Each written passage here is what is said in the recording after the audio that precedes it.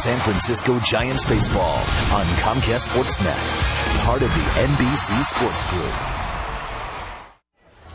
The Giants' bats caught fire on the road. The orange and black knocked the ball all over Denver and St. Louis. Tonight they bring their swing back to AT&T Park. And Tim Lincecum is the one to benefit from all this newfound firepower. Lincecum has won his last 2 starts, and tonight he looks to make it 3 in a row. Giants Rockies next.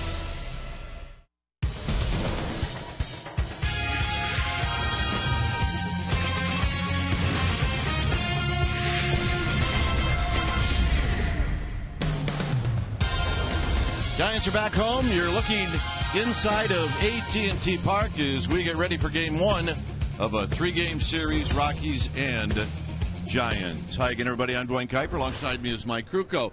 Well, a nice road trip for the Giants. They go 5-2. Now they're back home. You know, hitting can be an issue here. But when you've got Tim Lincecum on the mound, and if he's right, hitting can be really an issue for the opposition. Well, and even if he's not right, he proved it his last outing, his last start against these very same Colorado Rockies. He didn't have great stuff. He pitched 6 innings, but he only allowed 1 run. Now, Lincecum, for him to be able to do that, to me, it says that he's really starting to be back to his old self. Now, tonight, you know, this is a team that had been scoring 8 runs in the last 7 games on average. It might not get that many tonight, but if Lincecum is right, they won't need that many. All right, should be fun here at the Yard, a night where they're going to honor Matt Cain. Stay tuned as we will take you to our Comcast Sportsnet studios for an update, and we'll do all of that right after these messages.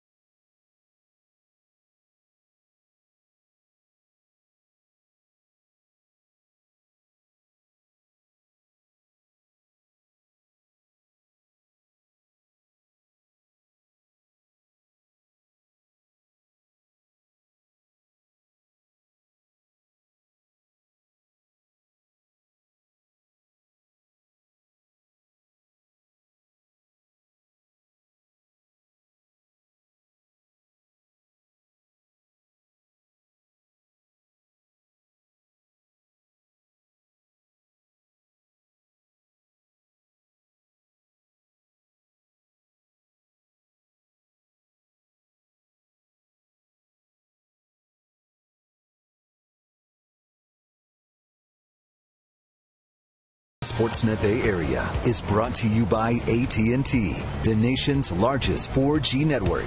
AT&T, rethink possible. And by Toyota. Check out the great deals at your local Toyota dealer today. Your San Francisco Giants are back home and getting ready to kick off a 6-game homestand, and they are going to start tonight off with what the Giants do best. They're going to celebrate. Welcome back to AT&T Park. I'm Amy Gutierrez, and tonight marks almost 2 months to the day that Matt Cain pitched a perfect game back on June 13th. Earlier today, the Giants unveiled a plaque out on the port walk along McCovey Cove. Matt was surrounded by teammates who were behind him, supporting him, just like the game. Mike Krukow emceed the event. Matt said about the plaque to me that it was so cool, and that it's absolutely awesome that from 50 years from now, it's still going to be there, a true sign of immortality. He also gave Buster all the credit. Of course, Matt being as humble as ever. All right, to get things started, we are going to toss it now to the Giants public address announcer, Rennell Brooks-Moon. Enjoy. Ladies and gentlemen, we direct your attention to the field now as we commemorate Matt Cain's perfect outing on Wednesday, June 13th against the Houston Astros. Please welcome the MCs of tonight's ceremony, the two men who called Matt's perfect game for TV and radio, Giants broadcasters Dwayne Kuiper and Dave Fleming. Thank you, Rennell.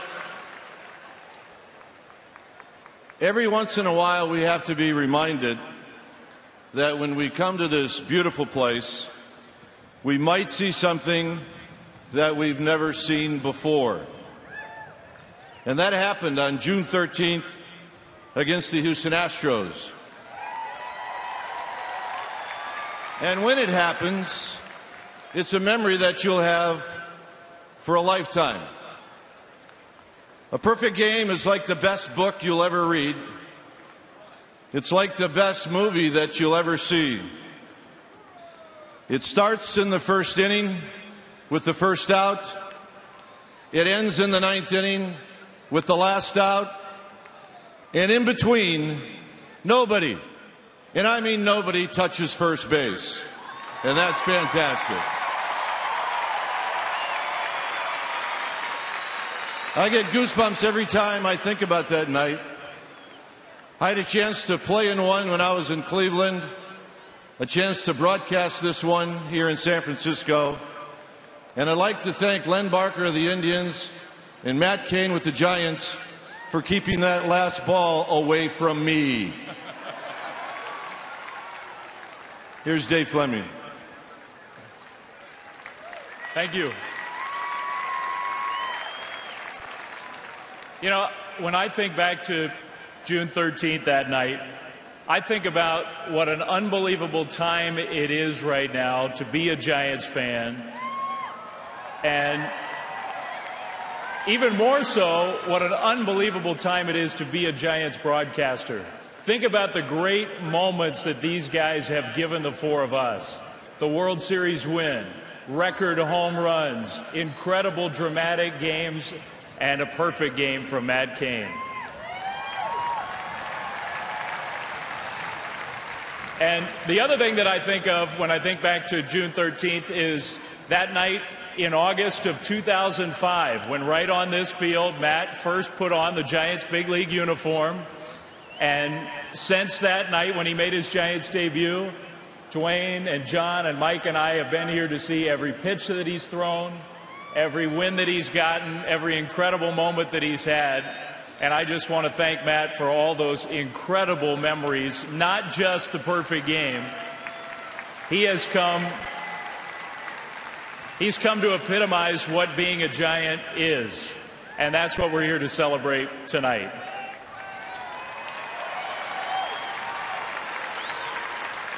And a big part of this celebration is not just Matt's accomplishment, but also those very important people in Matt's life who laid the bedrock for his career through lifelong support and guidance, both as a pitcher and as a man. Joining us on the field, please welcome some of the most important influences in Matt's life. First, let's meet the gentleman responsible for creating the foundation of Matt's career, his high school coaches. From Houston High School in Germantown, Tennessee, please welcome head coach Lane McCarter, assistant head coach Collins Day, and assistant coach Jay Joyner. Welcome, guys.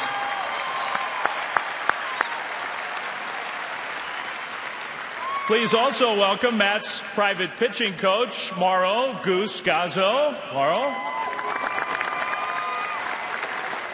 And now let's meet Matt's family. Please welcome his wife, Chelsea, and their beautiful daughter, Hartley.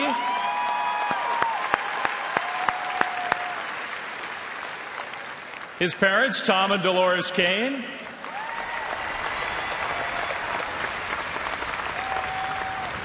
His brother John and John's girlfriend, Stephanie Thunes. I think he and Matt are related. And please also welcome members of Chelsea's family, the Williams family, Mike, Angela, Chad, Christina, Zach, and Brenda. Welcome.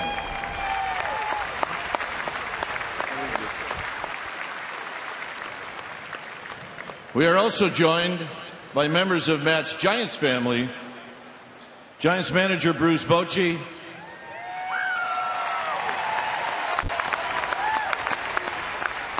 and Giants president and CEO Larry Baird.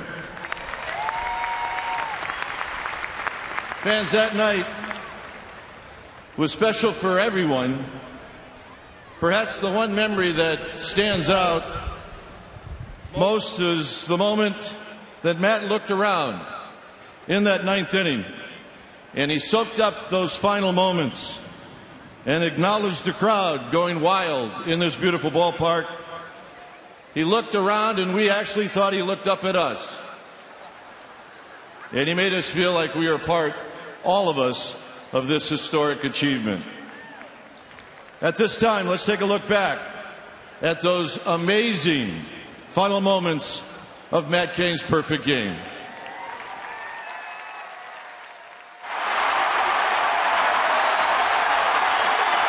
Cain appeared to look around, gazing at the upper deck, but now looking into Buster Posey. 1 ball and 2 strikes. On the ground, Arias from deep third, got him! And that's a perfect game. And the Giants mobbing Matt Cain on the pitcher's mound.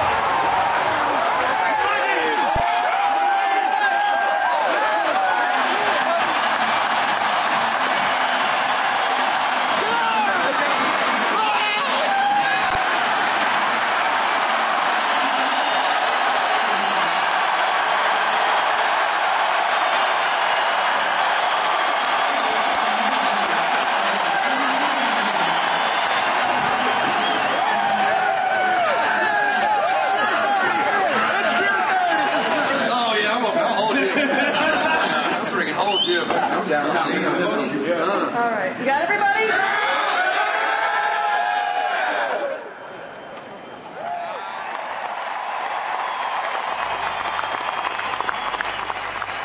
And now, ladies and gentlemen, he cemented his name in baseball lore by performing his craft to the point of perfection like only 21 other men have done before him. The author of the 22nd perfect game in Major League history and the first one in the 129-year history of the Giants. Let's hear it for Matt Cain.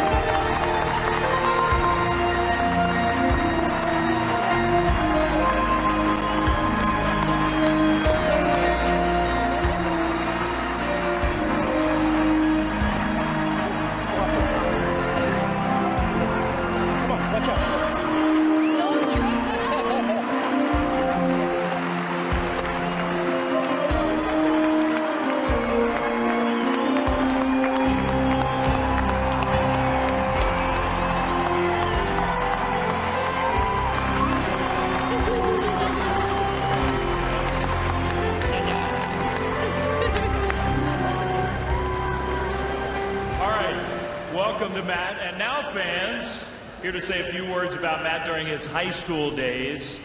He first called Matt Big Daddy CAIN all those years ago. Please welcome Matt's high school coach, Lane McCarter.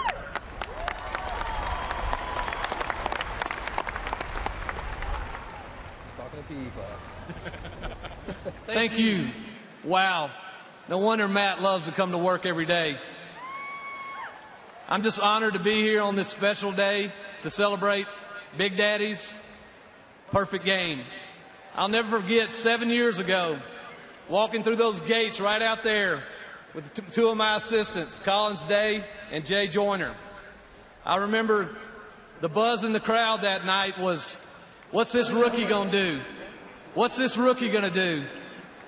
I remember thinking to myself, you guys will fall in love with him someday. Then, 2009, becomes a Major League Baseball All-Star. 2010, leads your San Francisco Giants to the World Series title. Without giving up an earned run, by the way. Then on June 13th, 2012, Matt separated himself. Only 22 in the history of baseball. Matt CAIN was perfect. One thing we preach at Houston High School, win every pitch. Matt did it that night. And I'm just so proud to be a part of his life and to be here today. Thank you so much, Matt. We love you, man.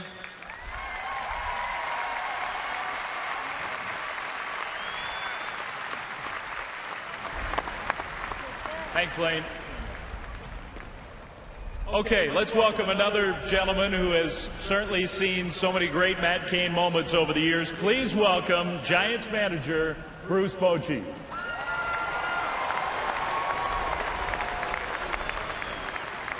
Thanks, Dave. Well, through the years in this great game, I've been fortunate to I've witnessed some amazing, incredible, special, and historic moments in this game, and Matt's perfect game is definitely one of those for me. And I will say it's probably one of the more nerve-wracking sitting in that dugout and pulling for him so hard. But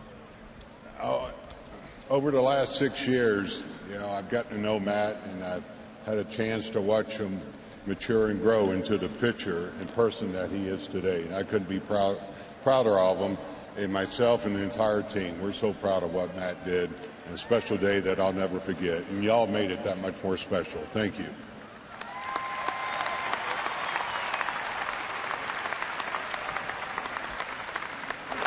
All right, thanks, Coach. Now to present Matt a very special gift on behalf of the Giants. Please welcome Giants President and CEO Larry Baer. Thanks, Dave. Well, it's with great pleasure that we pay tribute to Matt for his historic achievement, truly a historic achievement, the first perfect game in the New York or San Francisco Giants history. 130 years of baseball history.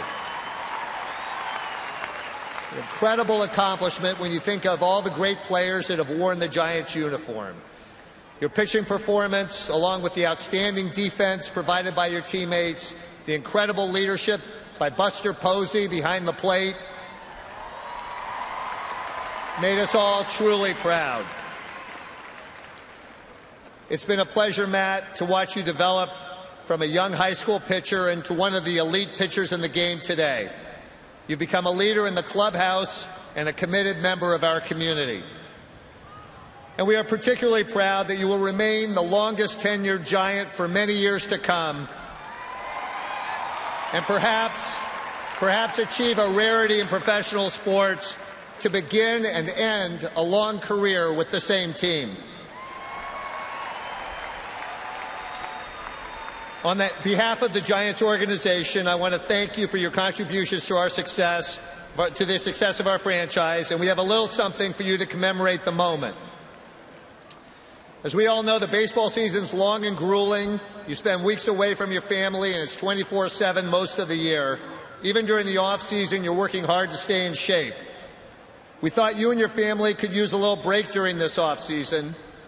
We also know what a big golfer you are and how you couldn't resist joining Dustin Johnson in launching golf balls into McCovey Cove prior to pitching the perfect game on June 13th. So in honor of your perfect game and your unconventional pregame warm-up on June 13th, we are sending you, Chelsea, and Hartley on a family vacation to Hawaii during this off-season. We've made special arrangements, and you're actually going to have a little presentation here. We've made special arrangements for you to play a round of golf with Dustin Johnson at one of Maui's championship golf courses.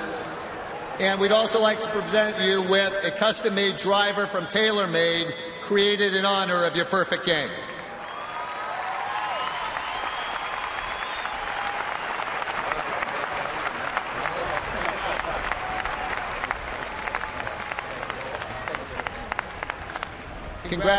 Congratulations, Matt. We love you.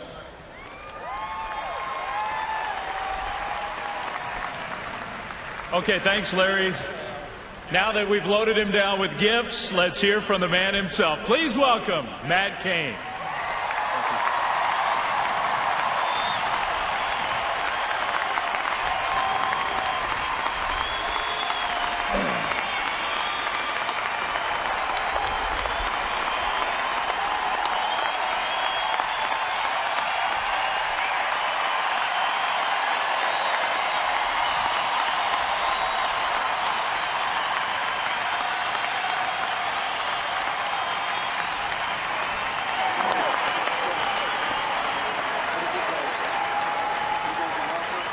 Sorry, I'm in a little bit of shock now that we're going to Hawaii. You know, just trying to cope with all of that.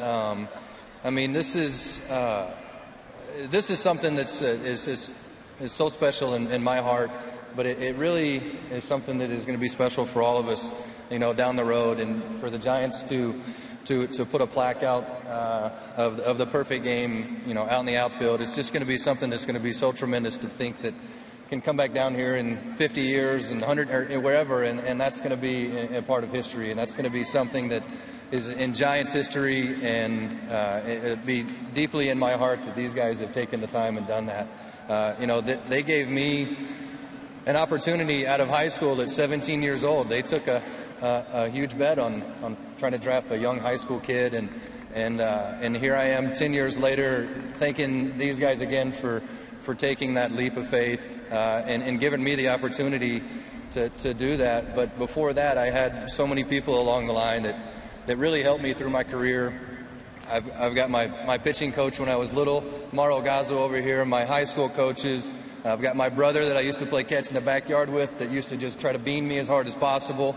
You know, little things like that drove me to be who I am today. And obviously, without my parents, I would not be in this situation, and I wouldn't even be here. So I can't thank them enough. And you know, thank you, Mom and Dad. You know, this is something. Yeah.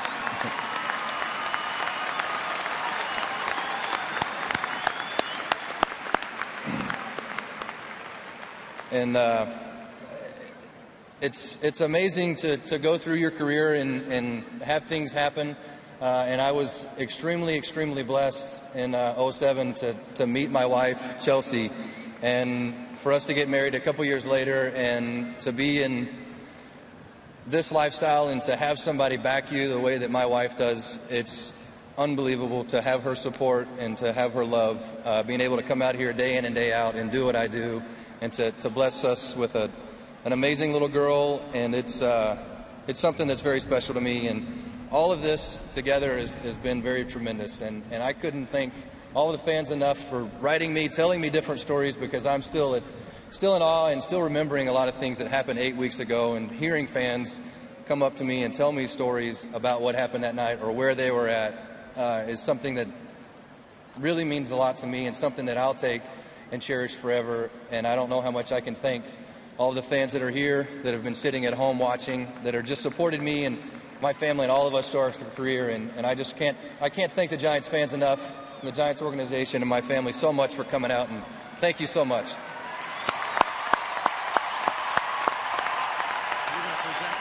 Yeah. you hold it. I'll Okay. Well, before we get ready for the ball game tonight, there's one moment as a part of that perfect game that will live on forever. 7th inning, Jordan Schaefer at the plate, and a ball to deep right center field that I think a lot of us thought might end that perfect night, and it did not. And in recognition of one of the all-time great catches in Giants history, in baseball history, Matt himself has crafted a special gift for his teammate, Gregor Blanco. We want to welcome Gregor out here.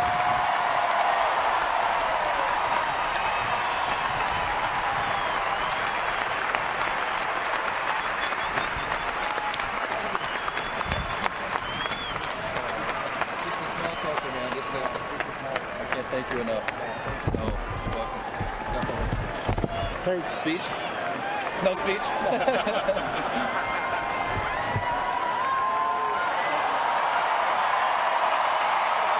Gregor, can you hold it? Hold it up.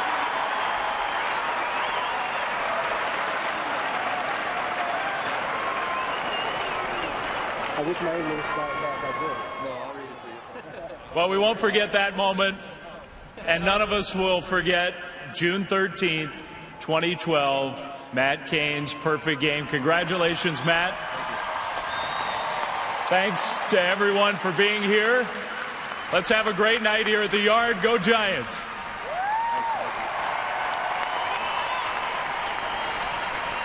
June 13th, 2012, Matt Cain pitched a perfect game, and this evening he delivered a perfect speech. All right, Giants are taking on the Rockies in Game 1 of this 3-game series. Kruk and Kuip will be back after these messages with First Pitch. Stay with us.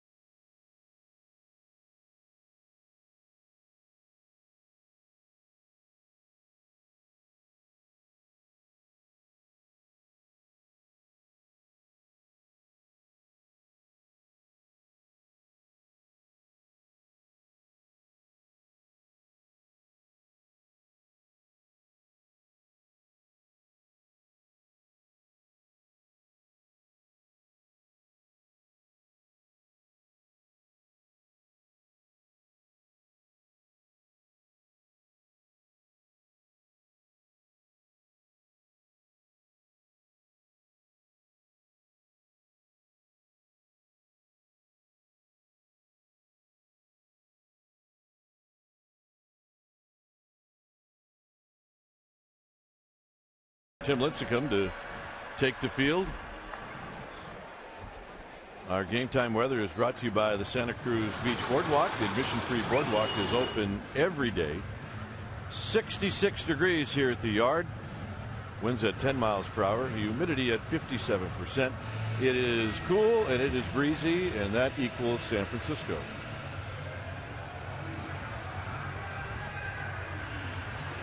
Giants come home after a 5-2 road trip.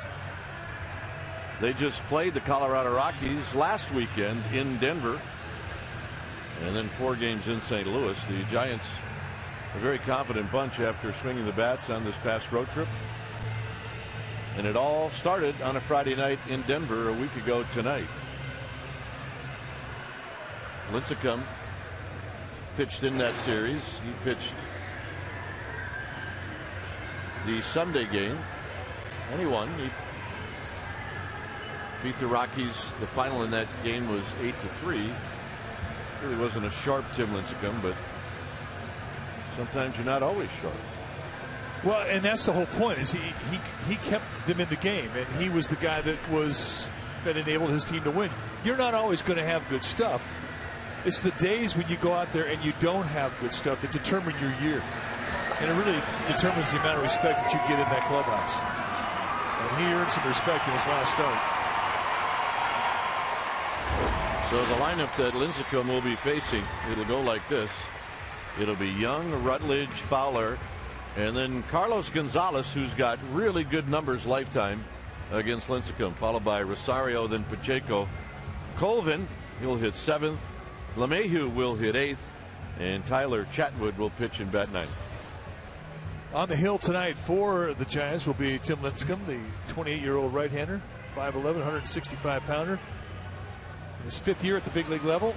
This is what he has done in 23 starts. 6-11 with a 5.43 ERA. He's knocked about 2 points off his ERA in his last 6 starts. 139 strikeouts against 62 walks, 2-to-1 ratio. It's excellent.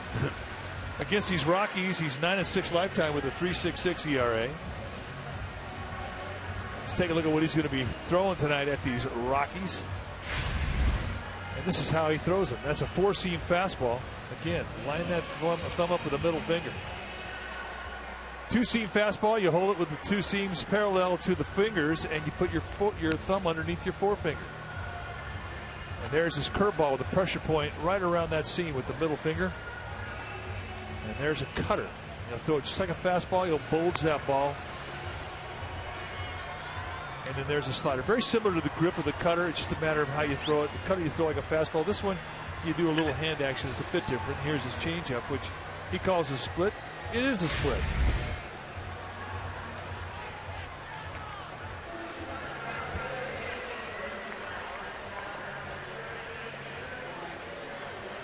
Take a look at what he throws and how often. Fastball 53% of the time, and he's been throwing a lot of them lately. And really, that has been the key to his success, getting that fastball command back.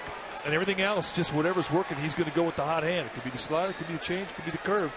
And depending on what goes well is what he'll use in that particular game that night. Here's Eric Young to step in. And the first pitch of the ball game is on its way. And it is high and wide. So we get underway at 7:37.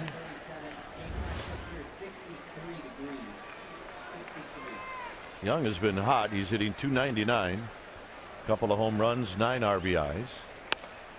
Had an inside the park home run against the Dodgers a couple of days ago. The Cains are here. Yeah, a lot of Cain family here tonight as the Giants honored Matt Cain prior to the game for his perfect game back in June. Swing and a miss. 1-2. Young is 3 for 14 lifetime against Lincecum with 6 strikeouts.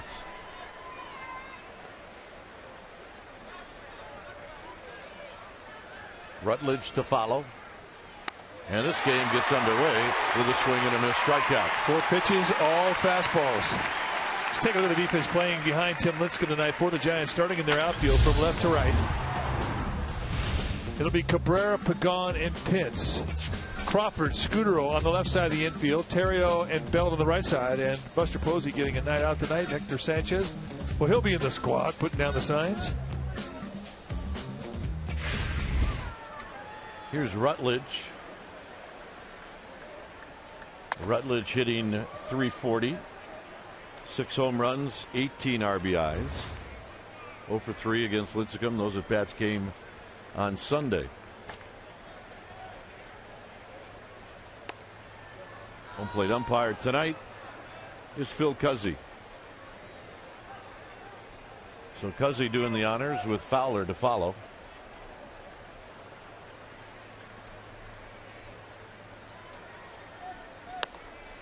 And that hits the outside corner.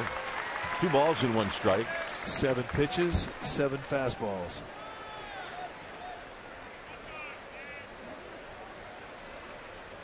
Sanchez wanted to call a split.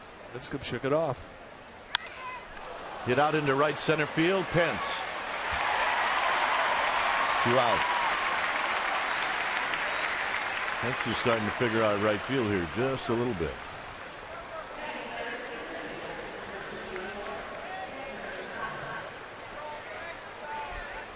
So here's Dexter Fowler. Fowler hitting at .291, 12 home runs, 40 driven in. See 5 for 24 against Lincecum. In at third is Scudero. And Fowler on that first pitch. A fastball. Fouls it back. Hey, it's Orange Friday. It's Orange Hair Friday. Gamer babes are in town. Represent. Fowler takes a fastball, 1 ball and 1 strike. Yeah, this is a different role too for Dexter Fowler because most of his career he's hitting the number 1 and number 2 spot. With the injury to Troy Tulowitzki, they moved Gonzalez down the 4-hole, and they've moved Dexter Fowler in the spot, and he has responded well. Traditionally, the 3rd spot in the lineup is the best hitter on the team, at least average-wise. And the Rockies think that he could be that type of hitter.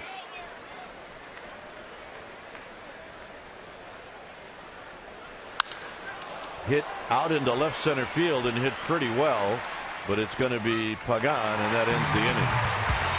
Strikeout, a line drive, and a fly ball, and Pagan will lead things off.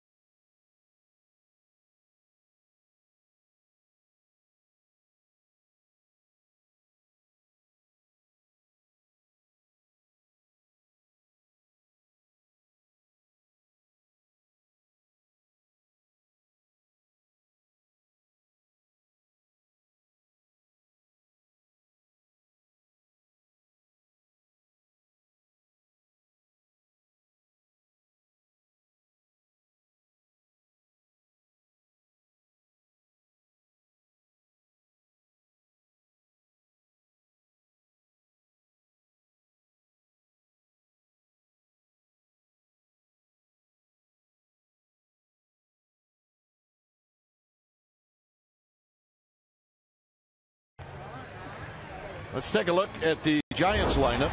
It'll go like this. It'll be Pagan, Scudero, and Cabrera. Melky Cabrera this season. Good numbers against the Rockies in 8 games. Then it's Pence, the cleanup hitter, followed by Hector Sanchez. Belt will hit 6th. Terrio and Crawford 7th and 8th, and Lincecum will pitch and bat 9th. Pitching tonight for the Rockies will be the right-hander Tyler Chatwood, 6 feet tall, 185-pounder. He's 22 years old, out of Fontana, California. Lives in Yucaipa now. This is what he has done. Been in 8 games. He started 1-1-2 with a 6.61 ERA. They really like his arm. He's got a fastball that can go low to high 90s. He's got a good hard slider and a changeup. That's what you're going to see. 9 strikeouts against 9 walks, which leads you to believe that good fastball he has at times. He can get a little wild hair up his nose.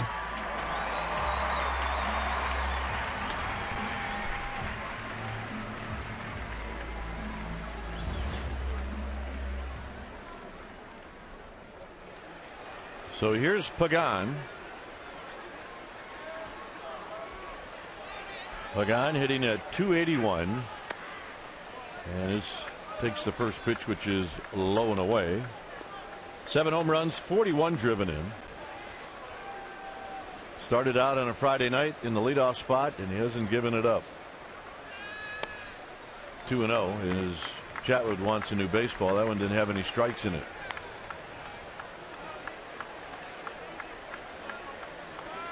Pagan went 0 for 4 against Chatwood. Taking wide, and it's 3-0. So with each pitch out of the strike zone,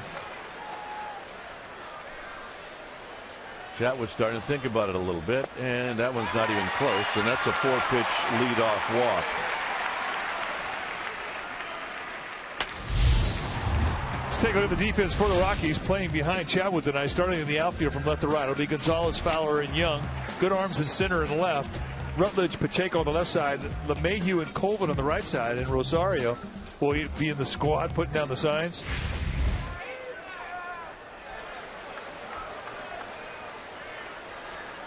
Here's Scudero.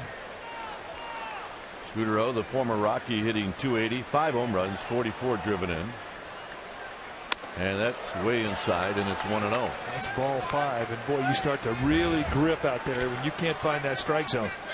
It's amazing what happens when you throw just one strike. It kind of takes all that anxiety away, but until you do, each pitch it gets worse.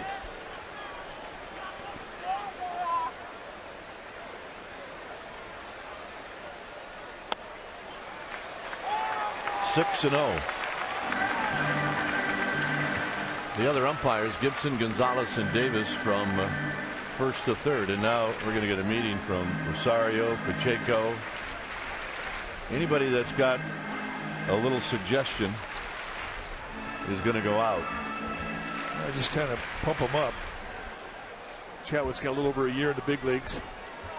Not a rookie, but still a young player. Phil Cuzzy behind the plate, a low ball umpire, but you will see some belt high strikes called.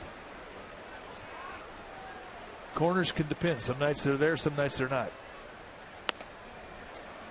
So here he comes in with a strike to make it 2-1.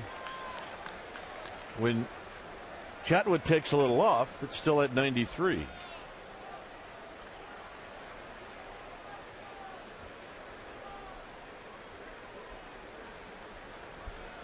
Two balls and one strike.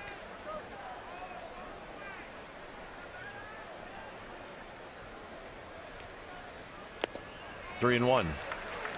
The Rockies have really the most unusual starting rotation in the big leagues. They're on a 4-man rotation, but what they do is put a pitch count limit of 75 pitches on their starters. So every night there's a piggyback starter, a guy who will back up the starter that opens the game, and when it hits the 75 pitch level, if it's in the 3rd or the 6th, the piggyback starter goes in.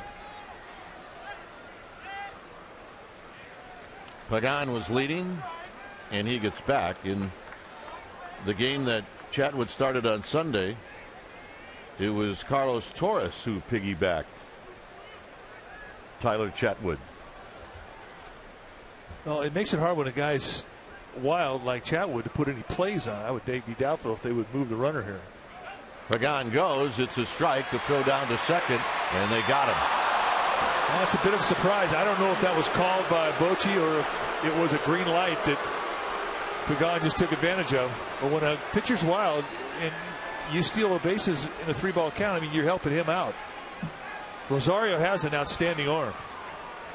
I do not like this decision to try and steal a base when a guy's wild early on.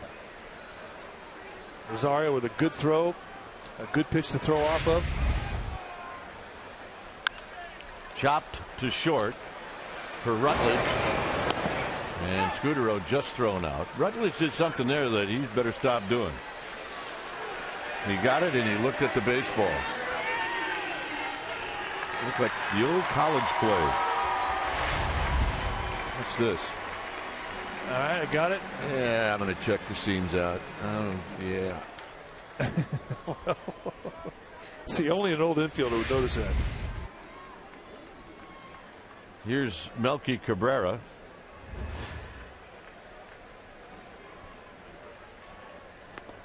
Cabrera takes down low, 1 ball and no strikes, hitting .352, 11 home runs, 57 RBIs.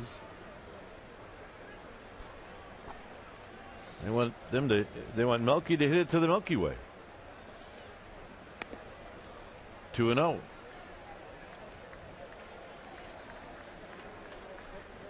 Chatwood again in a 2-0 hole.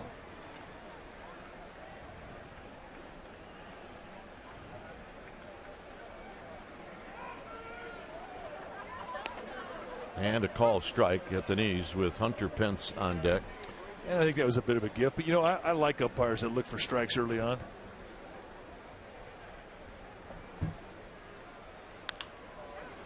That's a fair ball to Colvin, and that'll end the inning. We will head to the second. It's 0-0.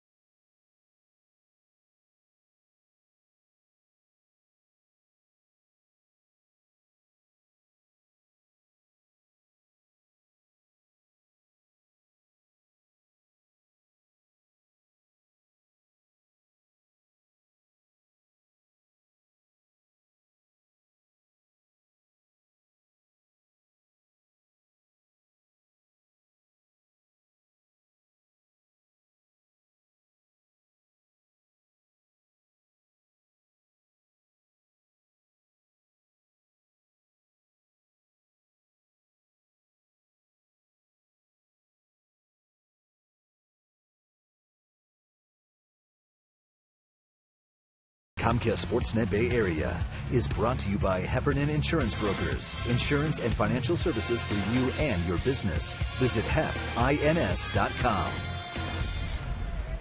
0-0. Second inning. Carlos Gonzalez, Willeen Rosario, Jordan Pacheco. First pitch is a ball. 1 ball and no strikes. Another good season for Carlos Gonzalez. He's red hot against the Giants. You see what he's done the last 7 games. Hitting a nice, cool 407. He can hit. Lifts this one the other way and foul. Oh, yeah. They got their gloves. They make a play. And the other guy comes up just to take a bow. Grab some pie and meat.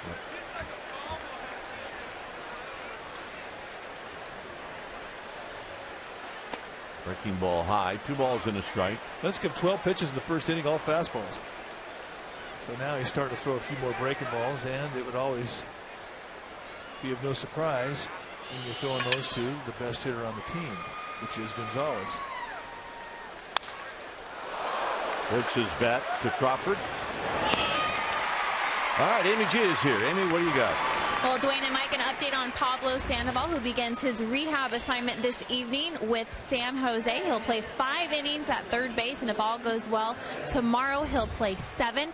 Giants hoping to give him 2 to 3 minor league games and ideally get him back on Monday when they face the Washington Nationals, gentlemen. All right, thanks, Amy. And here's Rosario hitting .236. He's got power, 18 home runs. I gotta believe Sergio Ramos had some coffee tonight. I wasn't paying attention, is he? Yeah. He's bouncing around a little bit. The boys are definitely psyched to be back home. That is an understatement.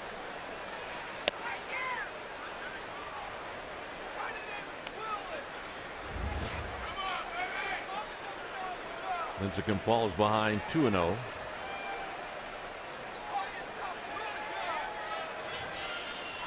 Jordan Pacheco on deck. And you got to be careful on that 2-0 pitch with this guy. He has got some pop. Yeah, that's a nice 2-0 curveball, though. But he definitely is a hitter that you have to mix it up with. You cannot get one speeded or predictable to any side of the plate. I mean, you've got to move it around. This guy is going to be a force in this game. Good looking young player.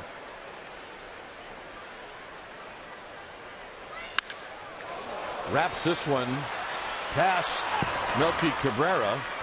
And Melky Cabrera is going to make a strong throw. And Rosario gets in with a double. First hit of the ball game for either team. And the hitter will be Pacheco.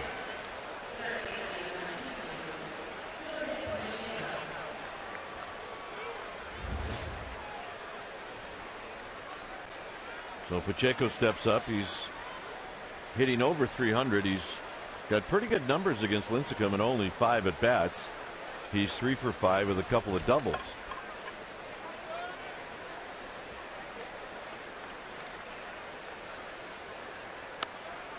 And Lincecum runs that pitch in tight. 1 ball and no strikes. Two-seam fastball. There are times he'll start that two-seam fastball inside to a left-handed hitter, and it'll go all the way across the plate.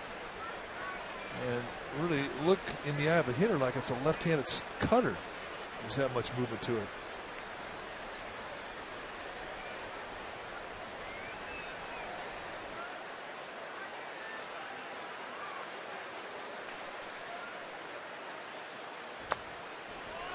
Two and 0 now to Pacheco.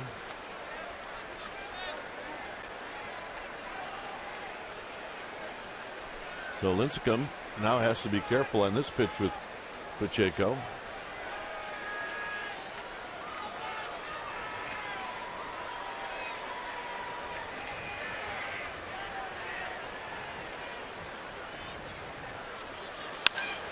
Towards the hole, Scudero cuts it off and throws him out. You know, you watch a veteran infielder keep a runner at second base. You know, you take a lot of things for granted. But Scudero knew he had time. Gets the ball, and he lets that runner knows that he's aware, and he just sort of holds it. And once he makes sure that he's going to go back to the bag, he completes the play. And look at how much time he had to make it. That's our Expo. It's brought to you by your local Toyota dealer, and you really could see closely as to how subtle a look that a third baseman can give a runner, and that's really all you need to do.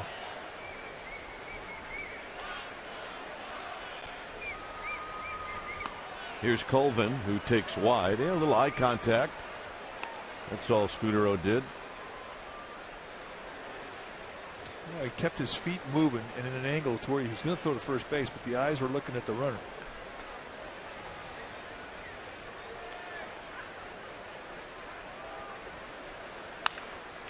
Belt. And this will end the inning. Rosario left at second for the Giants. Pence, Sanchez, and Belt coming up.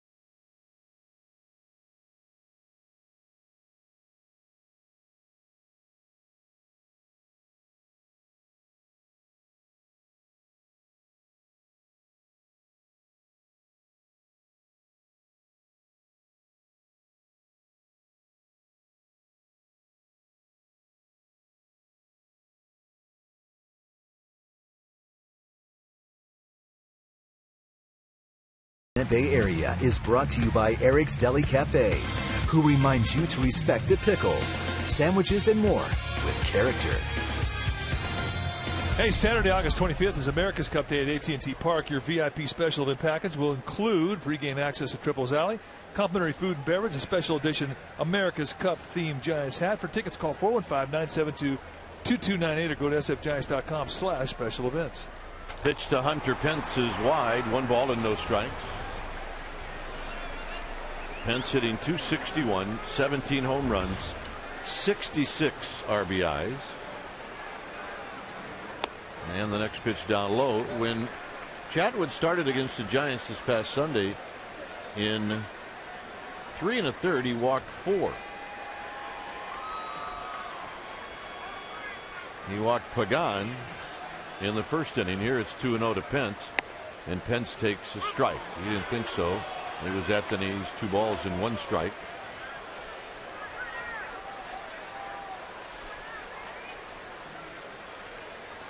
Hector Sanchez is on deck. This is driven foul. It's 2-2. That's a 92-mile-an-hour fastball. Yeah, he's got plenty of gas on the fastball. There's no question about his stuff.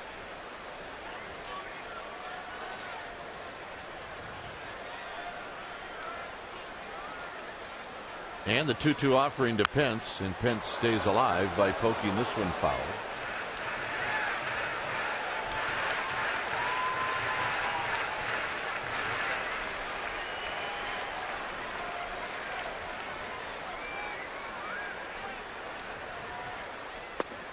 Down low, 3-2. So no Posey, putting Pence in the cleanup spot.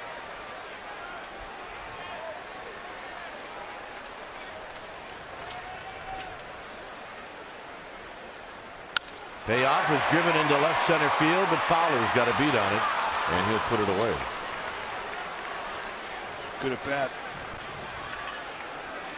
And that'll bring to the plate Hector Sanchez. Yeah, that is the one drawback about having the best player on your team be a catcher, is that at the start of the year you're going to lose him for a month. I mean, he's not going to play in 20 to 30 games. Can't. That's just the nature of the position. It takes a lot out of you physically. You need days off. And in that case, you need a good backup. And in this case, Hector Sanchez learning on the job. Hitting at .281.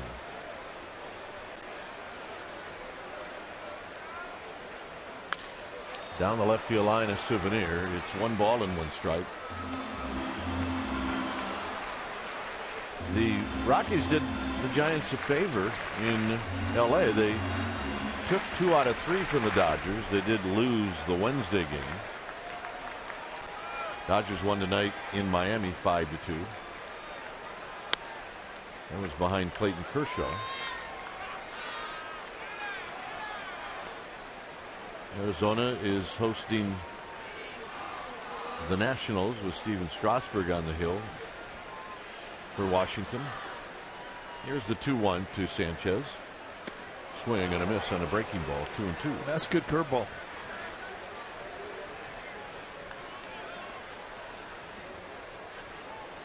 Right now, this is the way the National League West looks. Inside to Sanchez, so another 3-2 count.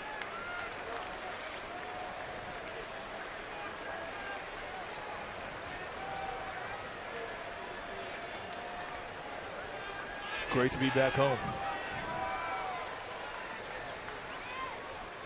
Got him. 2 good breaking balls in that at bat, and you got swing throughs on both of them from Sanchez. The last one on a 3-2 count. So here's Belt. Belt, and then Terrio should Belt reach.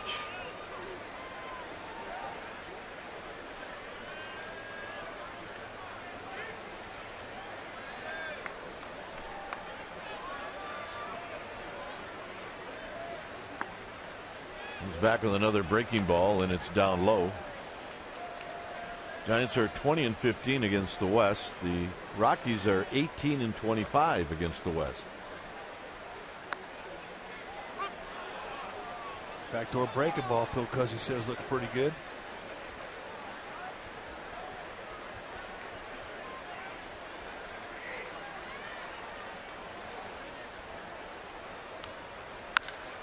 Driven to left. Moving back is Gonzalez, and he'll put it away to end the inning. After 2, 0-0.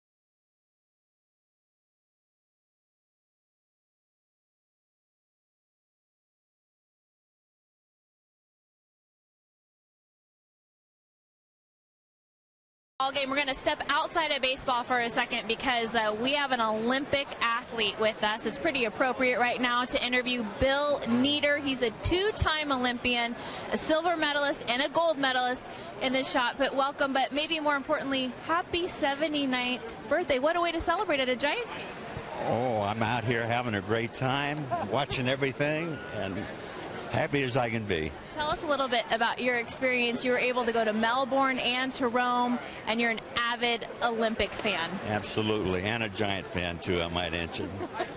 I was fortunate when I was competing to break the world's record 5 times. In shot put. I'm not sure I mentioned that. Yeah. Shot put, yeah. Just shot put. Played football, baseball, and I really wanted to play football. And hurt my knee and was out for a long time, so... When you watch these guys perform, do you think about the amount of time that goes into being an elite athlete? Yes, I do. It's a lot of work, isn't it? A lot of work. A lot of determination. They keep going. What's been your favorite part of the Olympics so far? The field events, the pole vaulting, shot putting, discus throwing, javelin, all of that.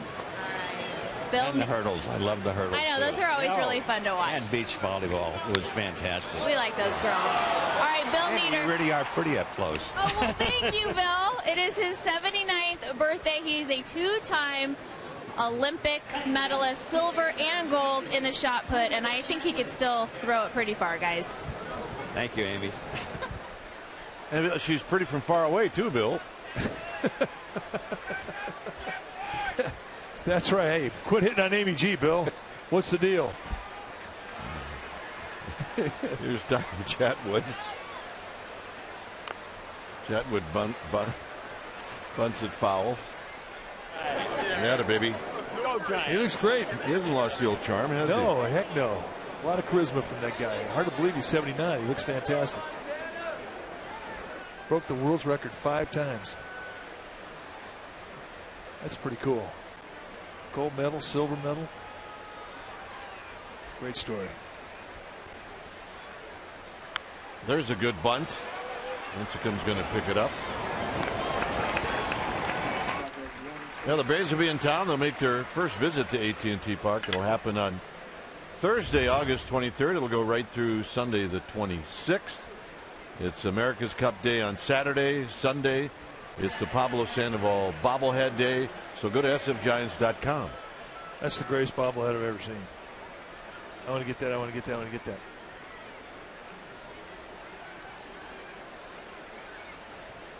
So LeMahieu down to second base. Here's Eric Young. Young struck out his first at bat on 4 fastballs, 3 swing throughs. Makes you think. Well, Kuzi wanted it. He was thinking about it. Phil Cuzzi, the plate umpire, he had a little bit of a balk there. It looked to me like he wanted to lift that right arm up.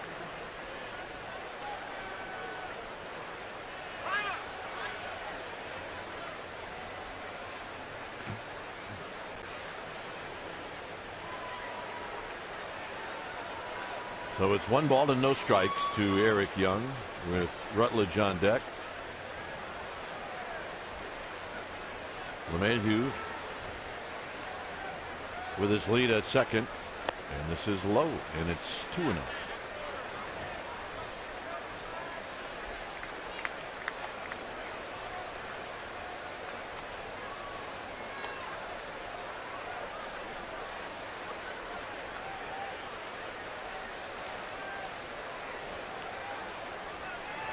Lincecum looks to second, and Young takes high, so that pitch wasn't close. It's 3-0. Interesting call. 2-0 curveball. Especially when he swung through 3 fastballs his last at bat.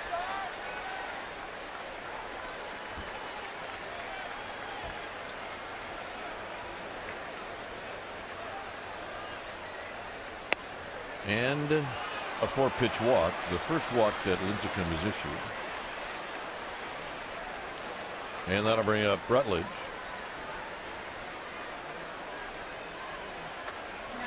Rutledge lined out to Hunter Pence.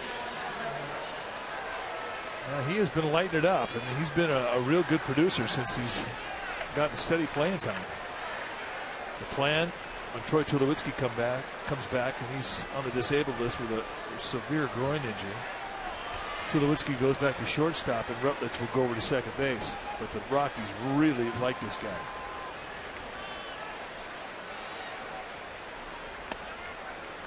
And one thing the Rockies know is hitting.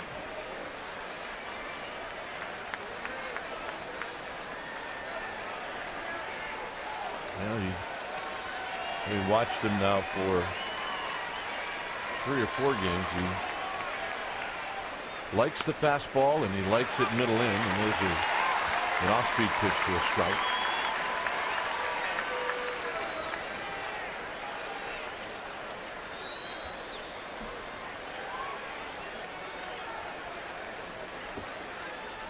The 1-1 pitch on the ground. 1,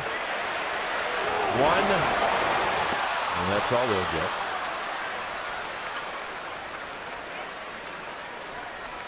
LeMahieu moves over to third. Rutledge reaches on the fielder's choice. And here's Fowler. I like the instinct with Brandon Crawford on that play. As Crawford came across the bag, he knew he had no chance to get the play at first. He immediately had instinct towards third. You know, the only way it works, Mike, is if you throw it. You got to throw it. And you taught me that. It's got to be in the air when that runner doesn't even know it's in the air. Here's Fowler. Fowler takes inside, 1 ball and no strikes. Fowler hit a ball to left center field that Pagan tracked down.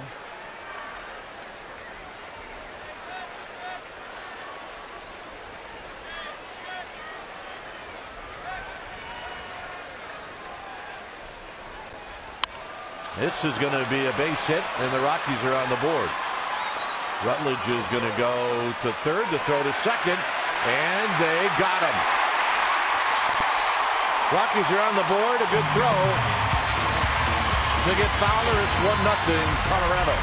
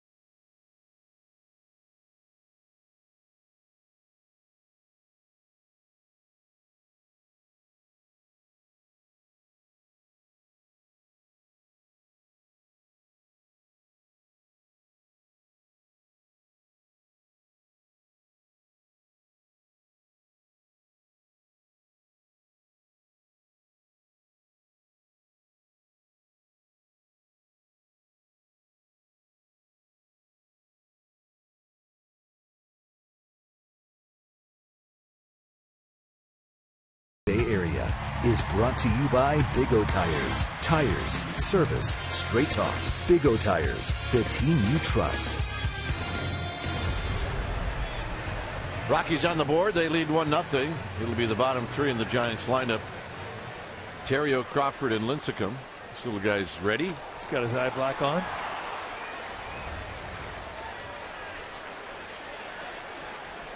Terrio hitting .264, 0 for 3 lifetime against Chatwood. And he looks at a fastball high.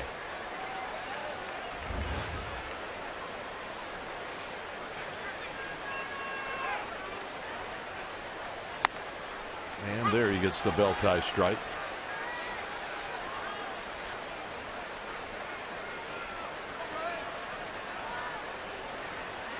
That protective piece on his leg keeps getting bigger and bigger.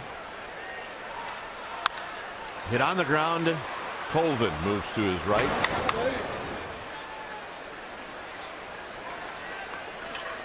Well, as Terrio heads back to the Giants dugout, what do you say we take a look at our Geico quote of the game tonight? Bruce Bochy was asked if a team can win a division without the ability to go deep at home. He said, if you keep the line moving, get timely hits, and get your speed going, it can work. And our park is built for that. Yes, it is. Here's Crawford. Crawford hitting .236. Shows bunt and takes high. 1 ball and no strikes. Crawford 3 home runs, 33 RBI.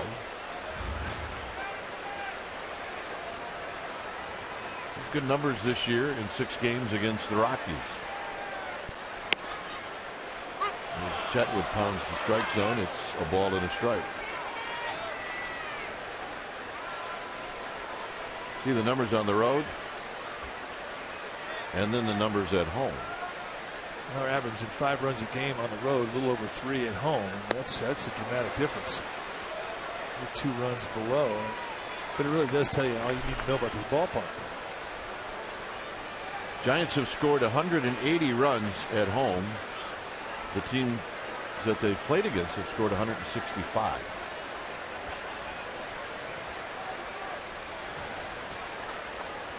There's a line drive into left field and a nice swing of the bat by Crawford, and he is going to put on the brakes. A couple of guys in left tonight are pretty good with their arms as Lincecum now is going to hit. Now, somebody once asked me, how do you know a gamer babe? And my answer is, well, you just know. And this gal, she's a qualifier. You just know. And that child right there is being raised by a gamer babe. And that is something you can put on your resume when you get older.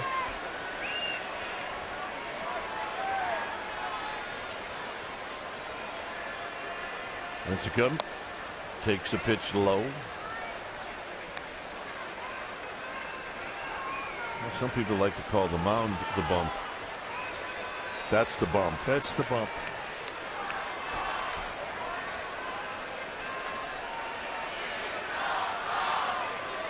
One and 0 to Lincecum. Picks another one. This one a strike.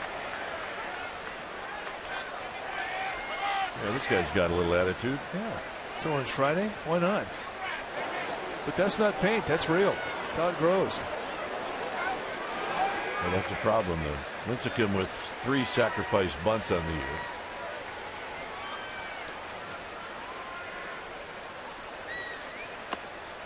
And a snap throw, and Crawford is back. Yeah. Well, stats-wise, it really doesn't give you an idea when you say Lincecum's got 3 sacrifice bunts. It would be better if you knew how many runners he advanced, given how many times he had to do it.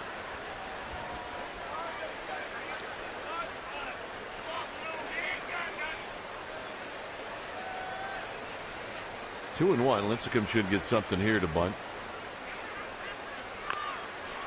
And he rolls it foul. Well, it's just something that they just don't do well. And there's no other way to sugarcoat it. Bunt play has not been something that has been reliable strategically for Bruce Bochy this year. And it's not for lack of practicing. They practice more than any other club because of that. They know it's an Achilles heel. And that is a good bunt. And Crawford down to second. So good job.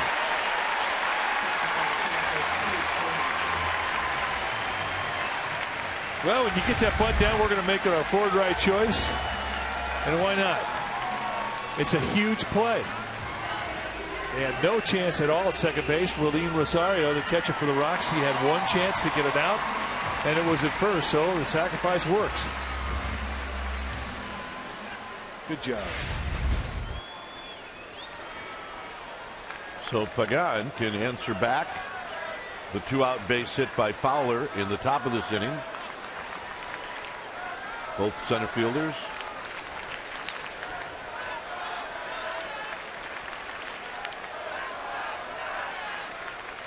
And a bouncing ball to second. LeMahieu will throw out Pagan, and that'll end the inning. We will head to the fourth, 1-0 Colorado.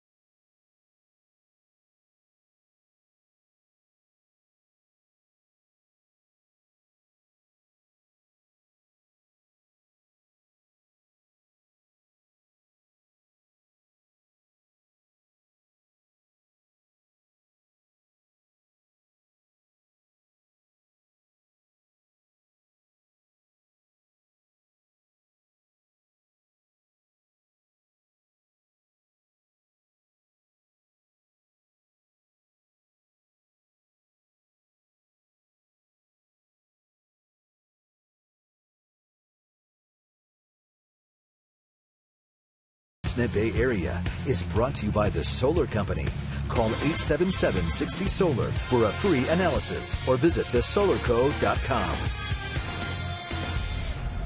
Here's Lincecum to Carlos Gonzalez. First pitch down low.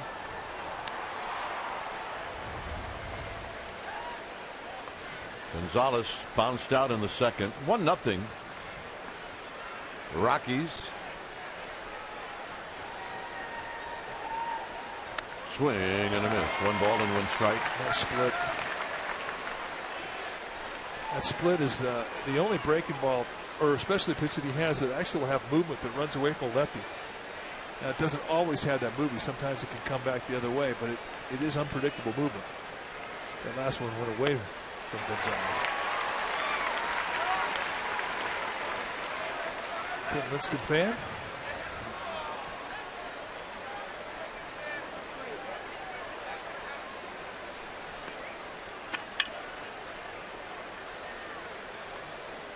The 1-2. And in and out of the glove of Hector Sanchez. A new light for Gonzalez. Willeen Rosario on deck, and then Jordan Pacheco.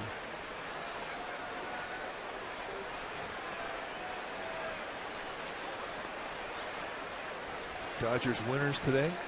Diamondbacks losing. Zimmerman has just hit a 2-run home run for the Nationals. Giants saw Zimmerman. He was in a horrible slump, and he wore the Giants out in Washington, D.C. fouled to the backstop.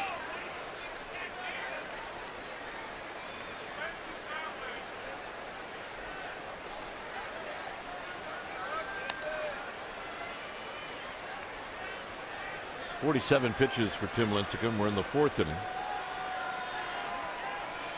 By the end of the 4th, you want to be 60 or less.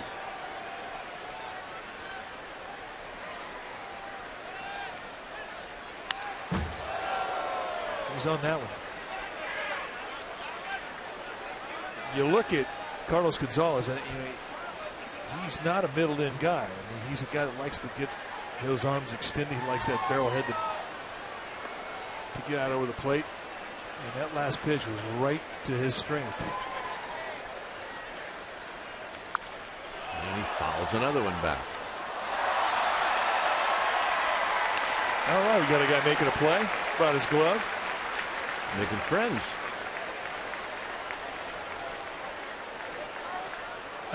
That's great.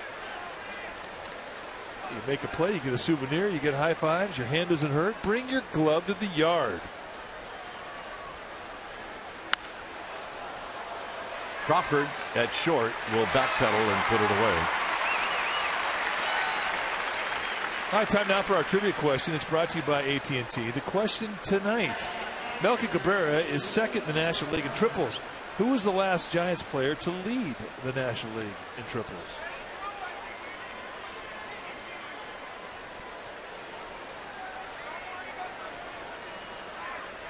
Here's Willeen Rosario, who doubled on the left field line in the 2nd. Here he takes a breaking ball wide.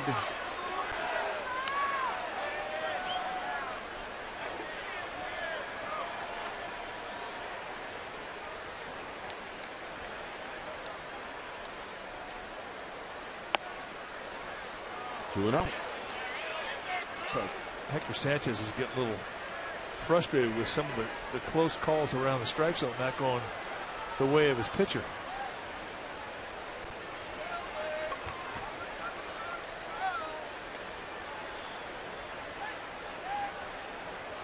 You know, some catchers, they won't argue because they're afraid that if they argue for the pitcher, that the umpire's going to take it out on them when they come to take their at-bats.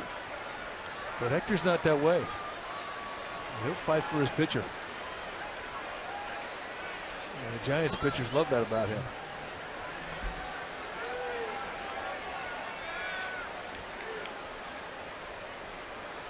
And he decides to throw a breaking ball in for a strike. Slider, a little bit easier breaking ball to control than the curveball, at least for most guys.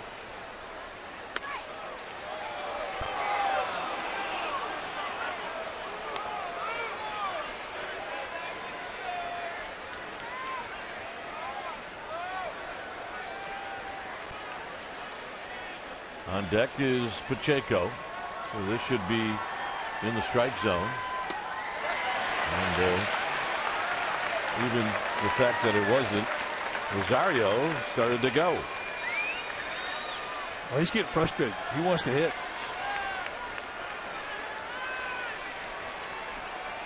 Got to use that against the hitter. And there's a shot to right field, a base hit. This is going to be another double for Rosario. That's his 2nd in the game against Lincecum. Impressive. One to left field, one to right field.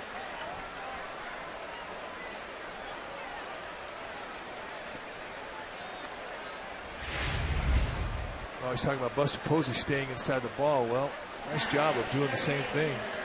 Watch how that head stays down right through the swing. Ball got very deep.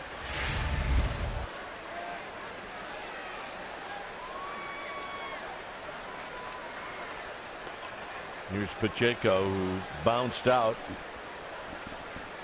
to Scudero in the 2nd.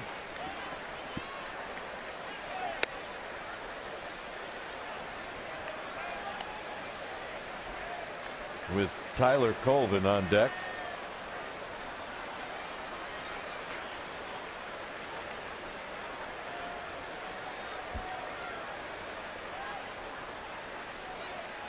Terrio holding Rosario close. And that breaking ball was way inside, and Pacheco saw it early and decided to take a whack at it.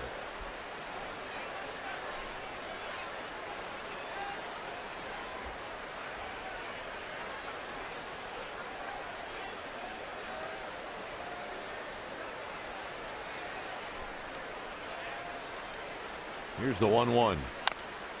Check swing roller. Lincecum to Belt on the play. Rosario goes to third. Is there a more frustrating at bat for a hitter? I mean, I think guys rather strike out than do that. When you strike out, at least you swing hard through a swing. Here, you check a swing, you get to come back to the pitcher. That's got to be the worst.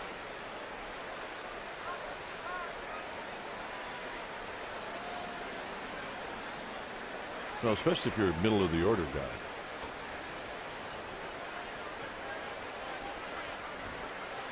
Especially if you're any guy. Yeah, well, forget about that. I guess hit one off your foot would be worse, and then do that. At the knees to Colvin for a call strike.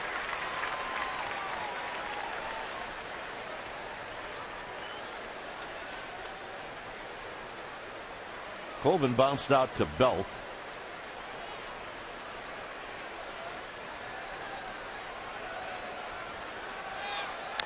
Swing and a foul, and that got Hector Sanchez.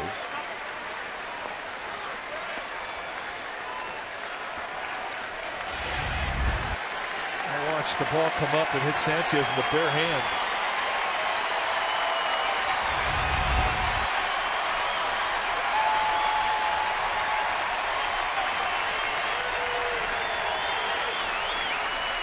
Oh, yeah. And a base hit to right field. And coming in to score is Rosario, and it's 2-0. So the 2-out base hits are hurting Lincecum. That was not a hanger. I mean, Colvin just went down and golfed this one. No target. And this thing is right to the target. I mean, that's down there below the knee. So guy does that to you. You make the pitch you want. He beat you with it. You got to respect that.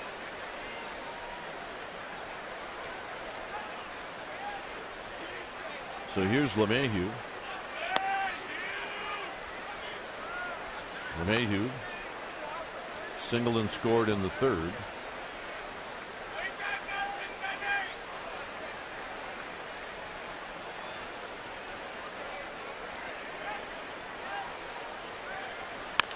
Big chopper, Scudero, foul.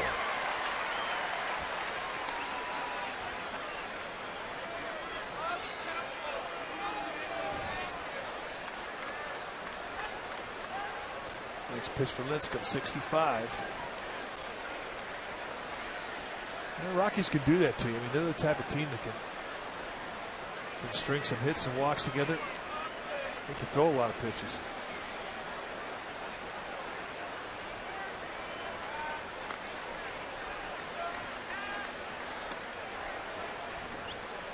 Yeah, I want to get one of those. Well, that is a DeLorean on skis. Come on. Runner goes, swinging a bouncing ball, foul. You never know what you're going to see in the Cove.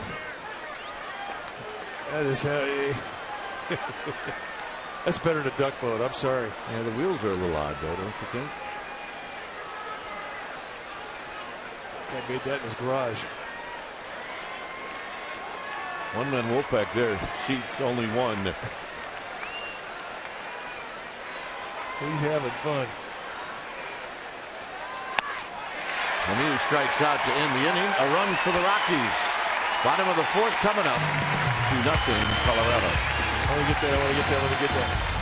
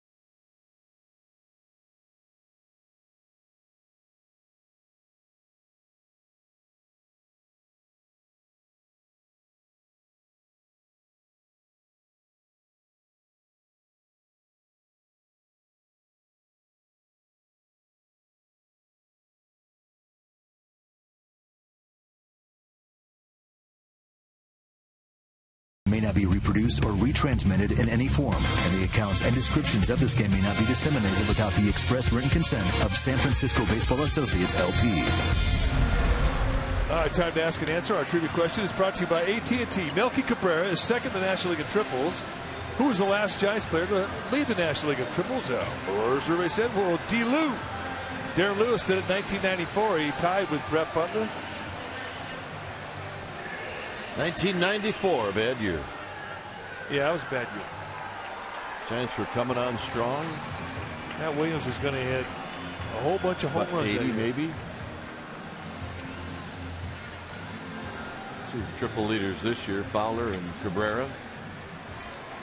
It was 94, if everybody recalls, was the strike year. Bad year. Here's Scudero, followed by Cabrera and then Pence.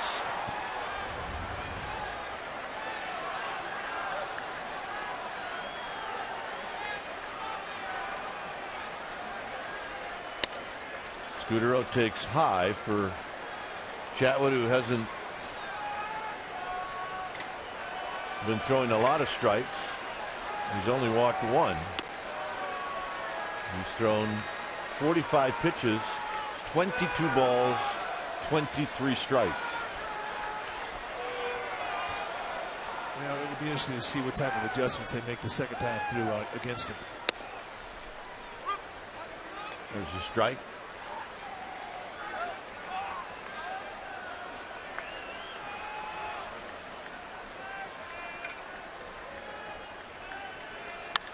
Hit out to right field, but in the park to Eric Young, 1 out.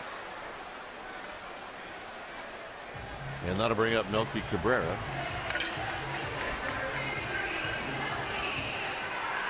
Cabrera bounced out to Tyler Colvin. He did that to end the first inning.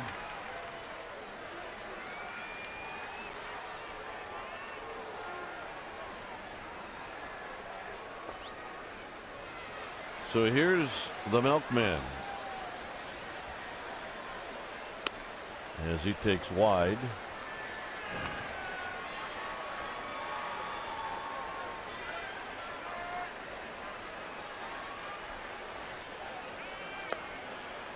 And Chatwood doing a lot of 2-0s, but he's managed to come back. You can't keep doing that, though. I mean, you can do it for so long, but if you continuously lose count leverage to every hitter you're facing in that at bat, you're going to lose. Past Tim Flannery, juggled a little bit. Well, Scott Noyes got a nice play by our bowler.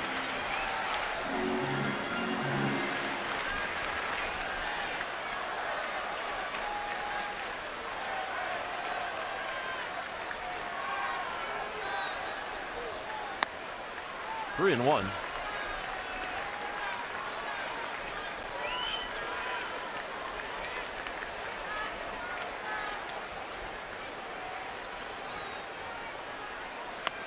And the walk, so he did not challenge him with a fastball.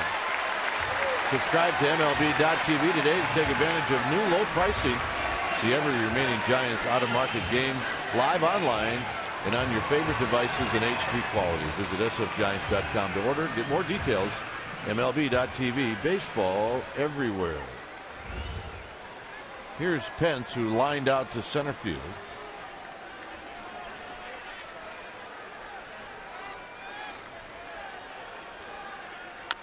Pence dribbles this one foul.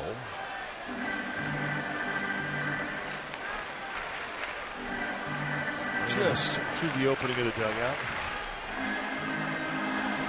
Talked about Hunter Pence and the troubles he's had since the 1st of July, where he's hitting under 200 for that time span.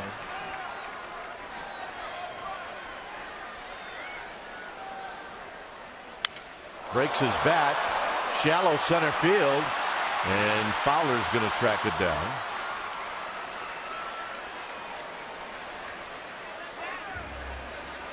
So Pence is retired. Lumber all over the place, and here's Hector Sanchez. It is very difficult to get a ball to land in front of Dexter Fowler. He's got great range. He's got range that's really designed for Coors Field, where you need a center fielder that can go get him. He's got so much area to cover. And this is a ballpark that, at least to the right field, right center, very similar. Triples alley, that's a lot of area to cover. You need somebody to go get him.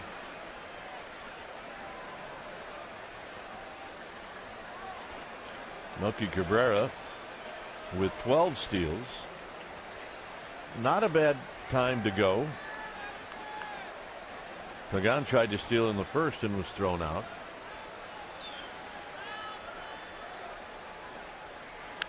So I'm going to foul back. All right. Pretty cool. Yeah, that looks like he's having a lot of fun.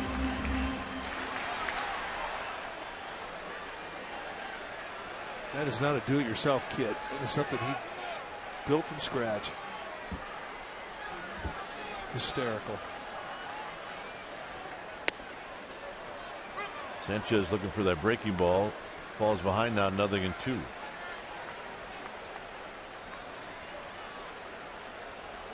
Play a slight pull, middle of in the shortstop position at third base.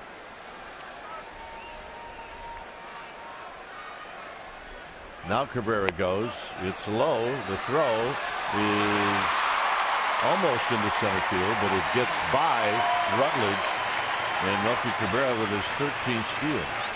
And now you have an opportunity. A base hit's going to score him. I mean, I always think that you stole a base in a 2-out situation. I mean, that's really a big play.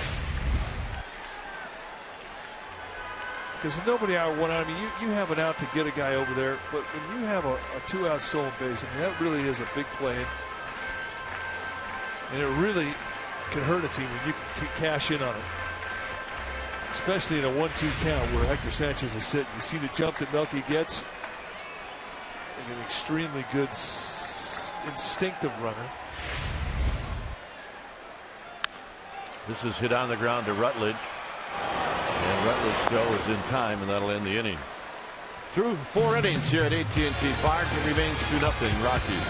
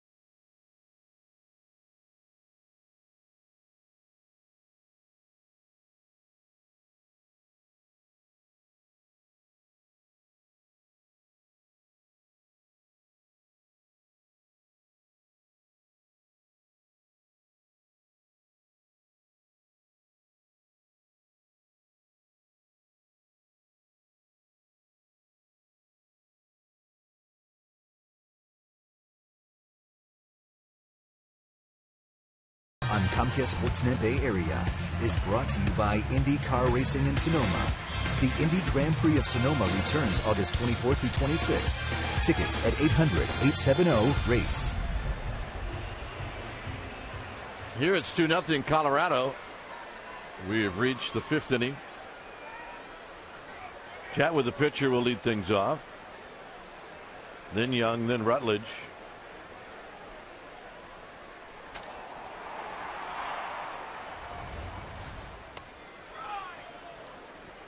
Chatwood with a sacrifice bunt in the third. He, if I recall, had some pretty good swings when the Giants faced them in Colorado. There's a strike. Well, I think you're right. He does have a good swing. He is a threat. Right now, Tim Lincecum does not need a pitcher to get on base to start an inning. He needs a clean inning. Comes back with another strike.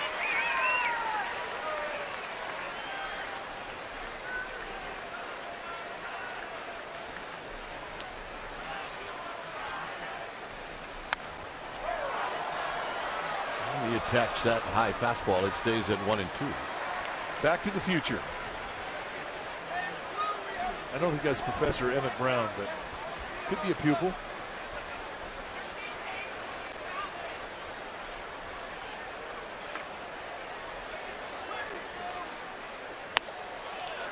And just a bit high. We have a mechanical. Yep. Fusion. You're going to be calling Madison Bumgarner here in a minute.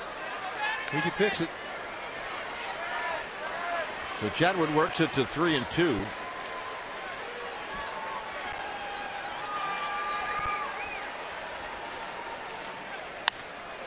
Hit up the middle. Paterio is there. All right, let's check in with Amy G. Amy? Dwayne, Mike, I am so excited to announce that the Petaluma National Little League beat Nevada tonight 10-4. They're the Northern California champs. They swept in pool play, and they won their semifinals game tonight in the Western Regional. Tomorrow, they take on Hawaii, and the winner of that goes to the Little League World Series. Go P-Town boys, and you guys know why I'm rooting for them. That's fantastic. Congratulations, Petaluma. Keep going. Here's Eric Young, a strikeout and a walk.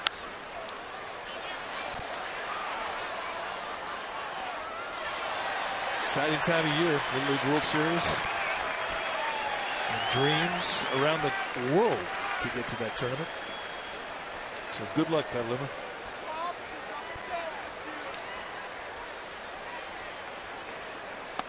Swing and a miss, nothing in 2.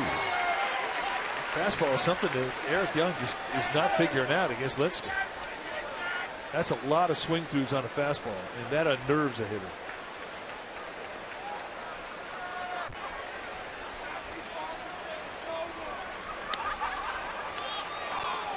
So the 0-2 pitch is inside. On deck is Josh Rutledge.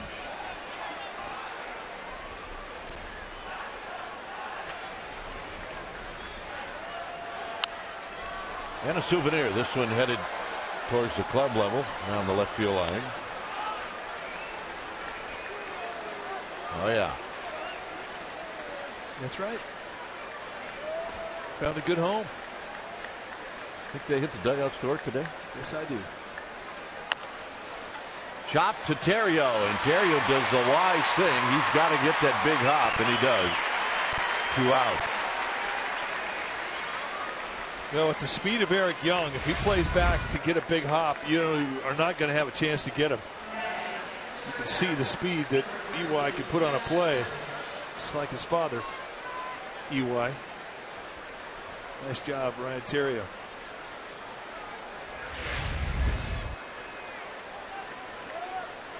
Here's Rutledge. Candlestick.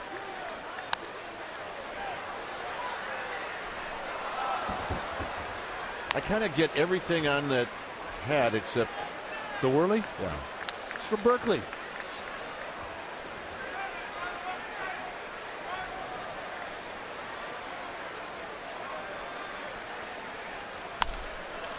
Lined into center field. Pagan's going to make the sliding catch, and that'll end the inning.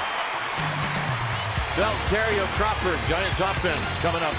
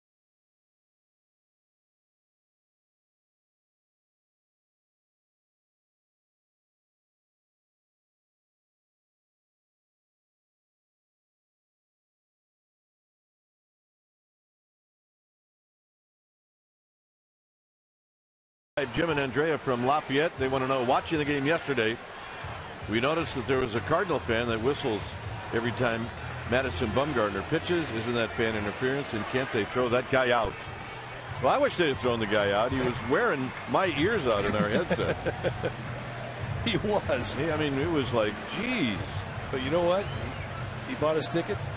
He can pretty much do what he wants. When he starts affecting other fans, then it's an issue. But nobody made a complaint, and he whistled the whole game. Belt lifts this one foul and out of play. Yep. Now, the only way you could complain about that is if you're a little person sitting behind her. Lots of good attitude. Bell is going to flip one into right center field for a base hit. It was not pretty, but it was effective. Well, make getting ready for your day a little easier. Wake up with Today in the Bay on NBC Bay Area. Get the latest news, weather, and real-time traffic starting at 4:30 a.m. right here on NBC Bay Area. Here's Terrio, who bounced out to first.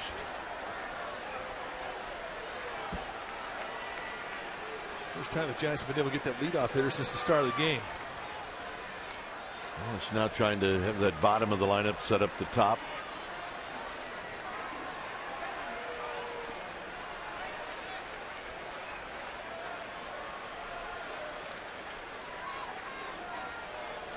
Belt with his lead, Colvin holding him tight. And this is rolled foul.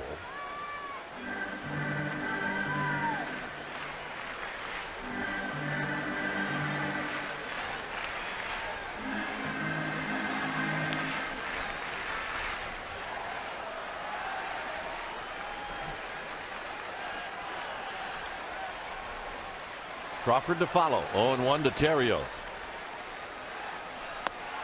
Down low. Terrio tonight got the pant legs pulled up. Looking down at Tim Flannery. Everybody in the dugout tonight for the Matt Cain ceremony, which was great to see. Ceremony out at the Port Walk today at 3:30.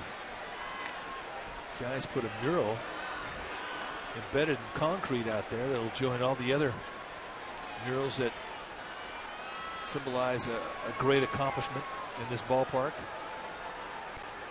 Cain's perfect game.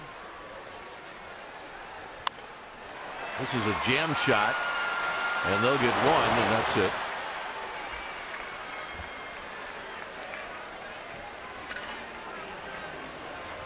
Yeah, we went out there some years ago for, I think it was Rob Nin's 300th save. It's pretty impressive right there. He joins Brian Wilson, who tied the club record in saves. Rob Nin, who had his 300th save here. Jonathan Sanchez, who had his no-hitter. Of course, all the Bonds moments, of which there are many. Opening day, the 2007 All-Star Game. A lot of AT&T history out there. Take the walk.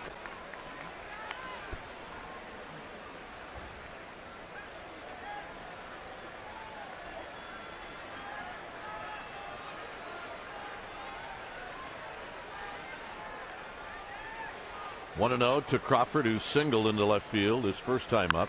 He gets his breaking ball and he slams it into left center field.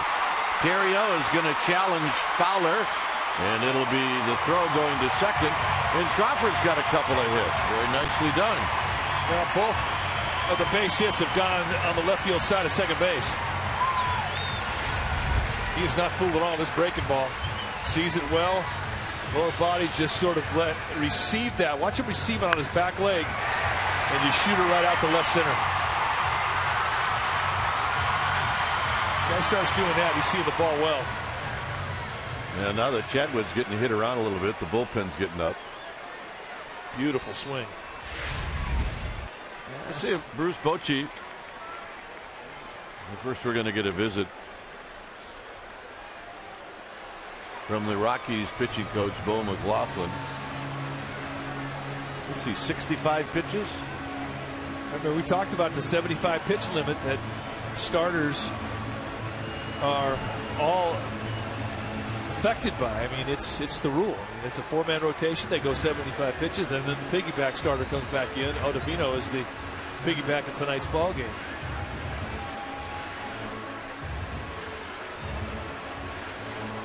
Suffice to say, there are not a lot of starters on the Rockies staff that get wins. No. They get losses, and they don't get wins. Agents love that. Very, very unorthodox philosophy. Well, Flannery just had a long talk with Lincecum, and part of that conversation may be a bunt where that runner at third could possibly score. It may be that Lincecum's going to swing.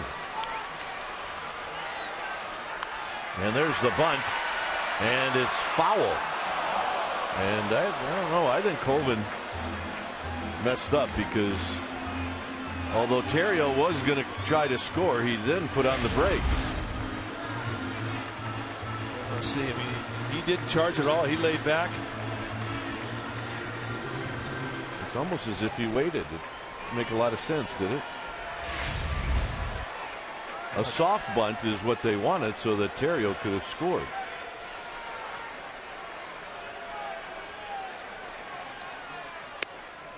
And he takes this one for a ball. It really is a play that, defensively, if you have a good runner at third base, a fast runner at third base, you put down a soft bunt out, there's not a whole lot that the defense can do about it. And if he's thrown out, you still have a runner in scoring position.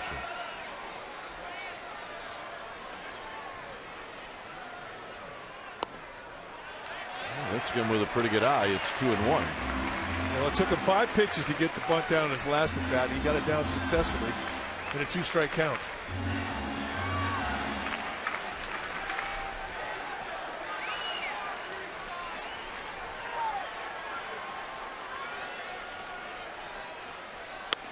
Three and one.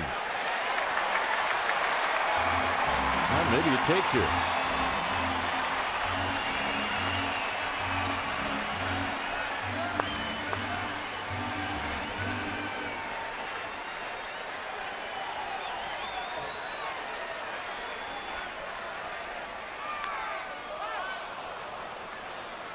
Three and two.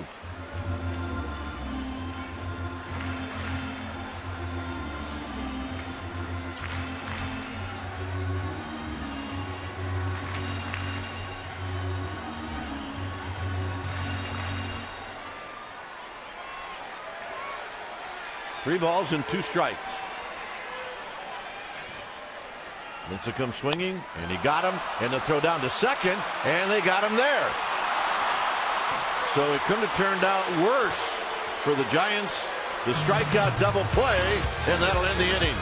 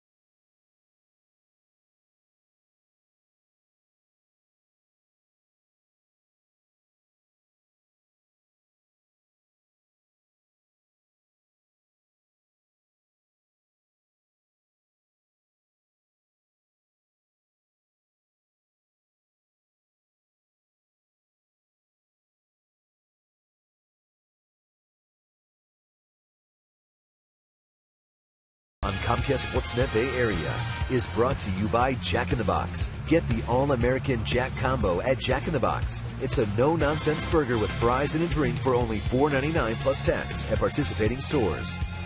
Now, the America's Cup World Series is coming to San Francisco August 21st through the 26th. Don't miss your chance to score the great seat and watch the action up close. Visit americascup.com/tickets for tickets and information. Fowler bounces this one to Belt. Belt goes a long way and then throws a strike to Lincecum. 1 pitch, 1 out. I've seen Belt do that a lot lately, where he's really going out towards to his right on plays that are going to be made by the second baseman. That would have been a pretty easy play for Theriot, and as it was, it turned out to be a much more difficult play, having to involve the pitcher. And you can see where Theriot was on the play. Here's Gonzalez.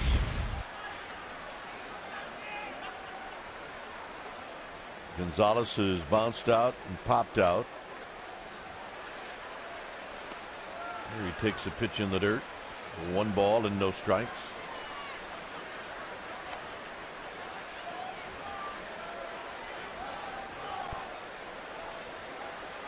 Rosario to follow.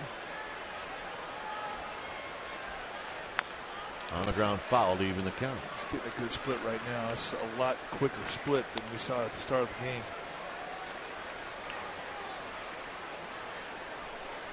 Did not like that play that ended things for the Giants in the bottom of the 5th.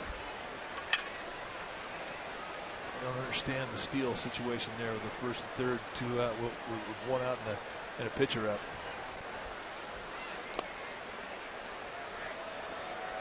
Two balls and a strike.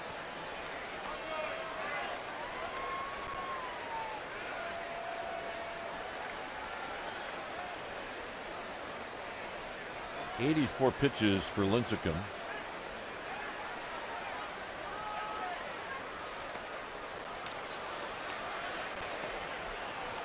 Not an easy thing to catch Tim Lincecum, because he's going to throw something out there that's going to bounce right around the home plate or in front of him. Watch where this thing bounces. And when they bounce that far out in front of the plate, you're going to have a ball come up high. You don't know what it's going to do. You just know as a catcher, you're going to wear it.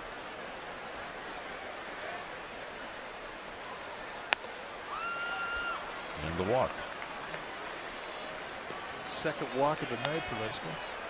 2 strikeouts, 2 walks.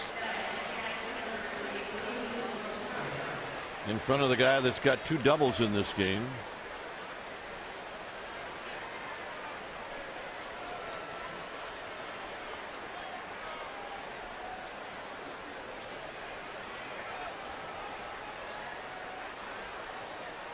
And it's Willeen Rosario with Gonzalez, 14 steals at first base.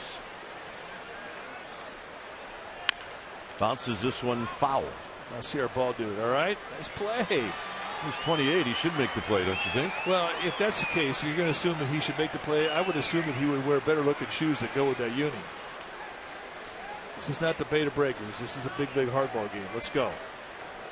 Break out the black shoes. I don't care if you're wearing wingtips.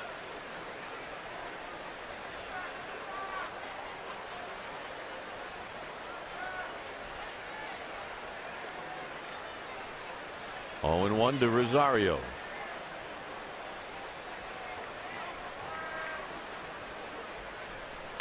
Gonzalez back. This is a go situation for Gonzalez. They know that Lincecum is deliberate out of the stretch.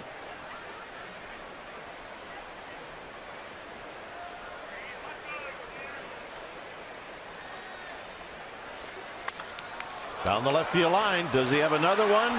No, it's foul.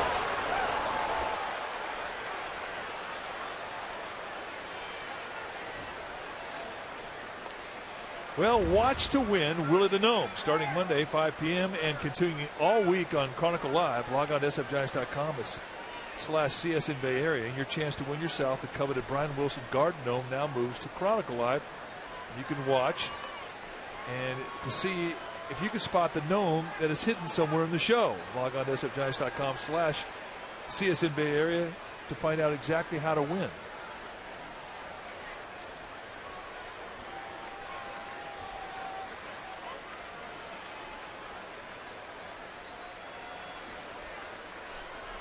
0-2 to Rosario. There's gnomes everywhere. Gonzalez being held on by Belt, and now Willeen Rosario steps out. 2-0 Colorado.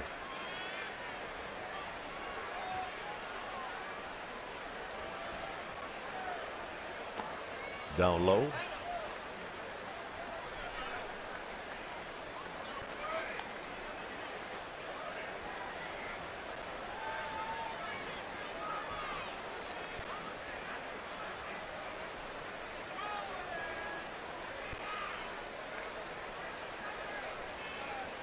Gonzalez goes, pitches inside, no throw.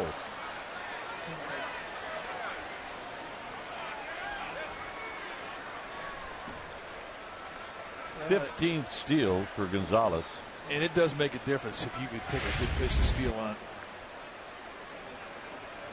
Ball down the dirt. I don't think Hector Sanchez really had a good grip on the ball. He does the smart thing there and eats it. No way matters worse than throwing into center field because you have a bad grip.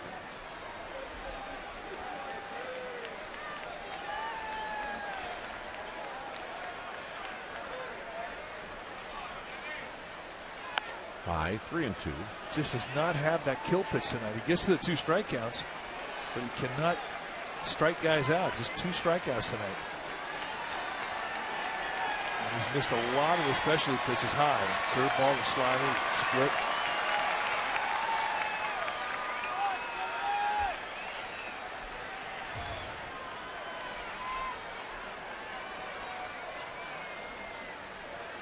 He knows that Rosario's had some good swings off of him, so we'll see what he does. 3-2.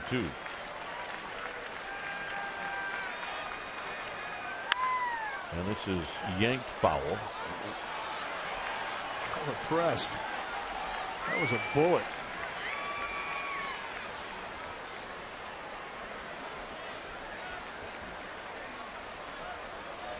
George Cantos is moving towards the Giants bullpen. 92 pitches for Lincecum.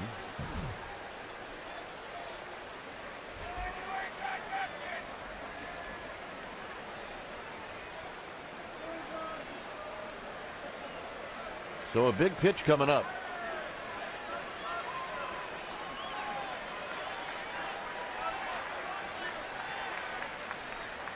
Got him. And that's the kill pitch he's been looking for, especially with a runner in scoring position.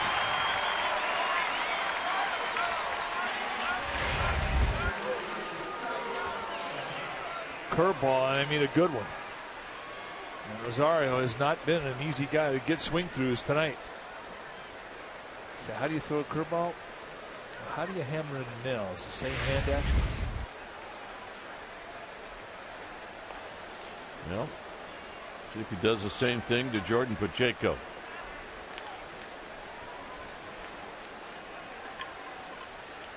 Low. Tyler Colvin is on deck.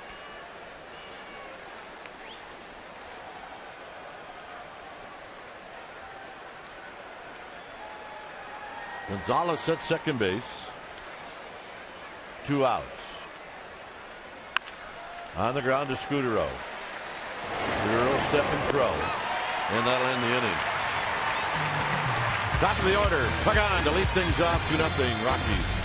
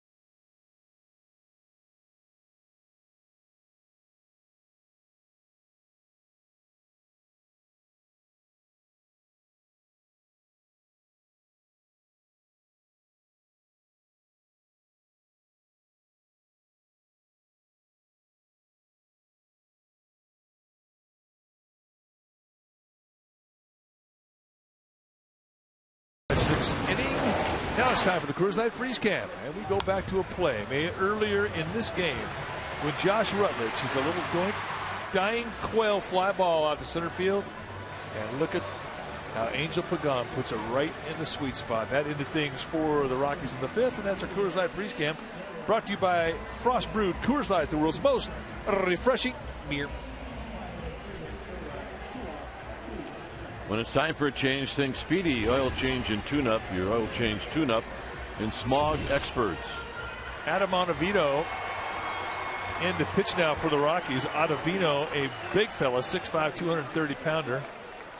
He's got a little over a year in the big leagues, 26 years old. And you're going to see a pretty good fastball with big-time sink. It'll be 93 to 97 miles per hour with a hard slider.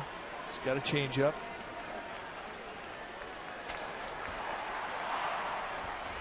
And Pagan will take a strike.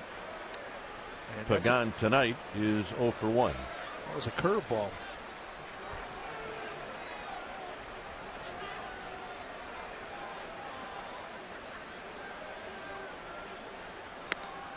Bang, bang, nothing in 2.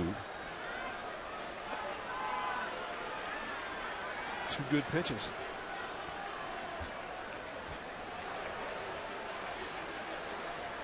Scudero, Cabrera.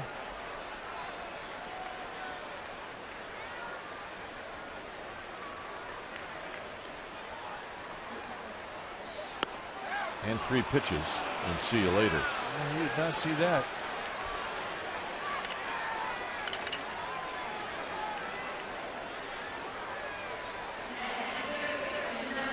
One of those where you want to mulligan.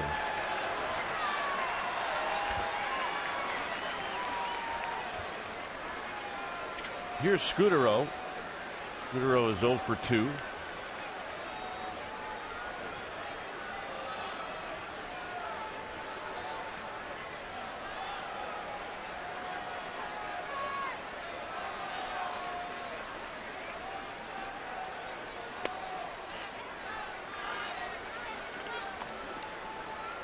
An easy 94 from Ottavino.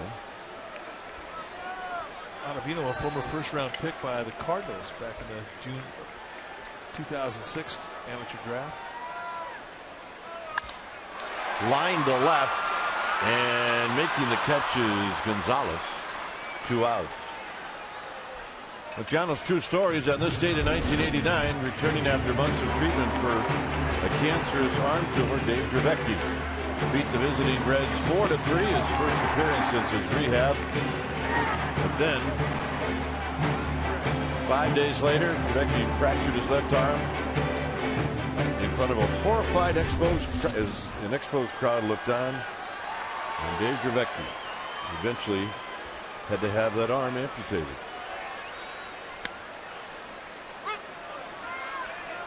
Well, an amazing story, and we all got to live through it. And one of the most incredible people that I've ever come across in my life. Very inspirational guy. That's a quick hook right there. Good one. That break on that ball, I think, surprised Cabrera.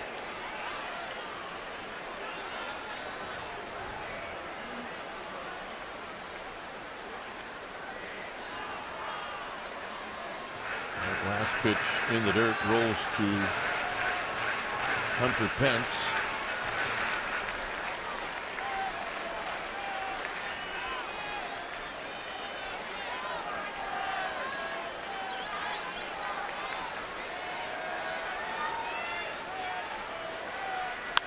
On the ground, and it's off of Pacheco into shallow left field.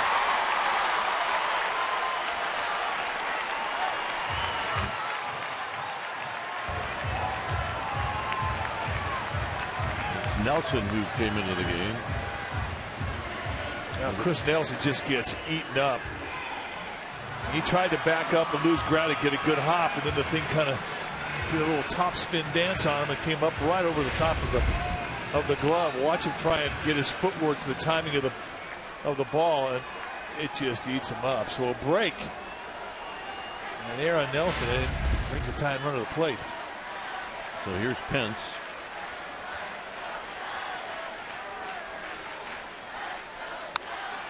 Pence is lined out to center, and he's popped out to center.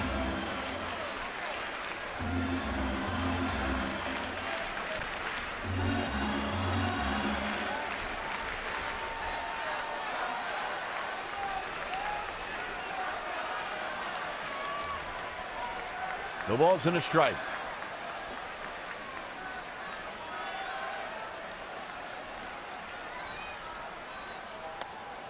0-2. Well, they said that target on the outside corner, and that thing goes right up above the hands. I mean, sometimes your misses can be great pitches, and that's exactly what that was from Ottavino. A 95-mile-an-hour fastball that wound up being placed right above the hands inside corner. Couldn't put it in a better place.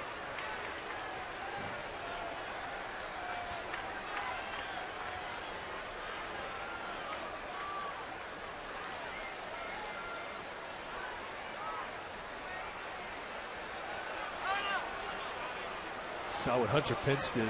He called timeout, but he stayed in his stance. Especially with 2 strikes. I mean, you never just leave the batter's box. You don't know if that umpire's going to give you the timeout. But Ottavino, I don't think he had any intention of throwing. He just wanted to freeze Melky Cabrera at first. Not a bad play.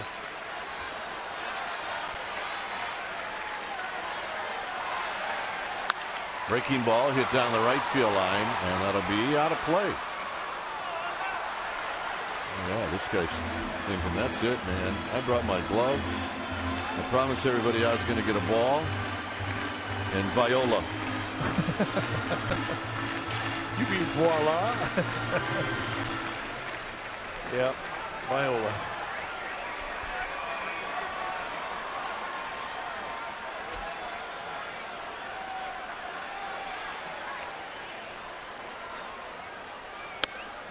Nothing going on the pitch out. It's 1-2. Cabrera did steal a bag in the 4th inning. And I think William Rosario, the catcher, kind of gave that pitch out away. He really came out early. And you can do that.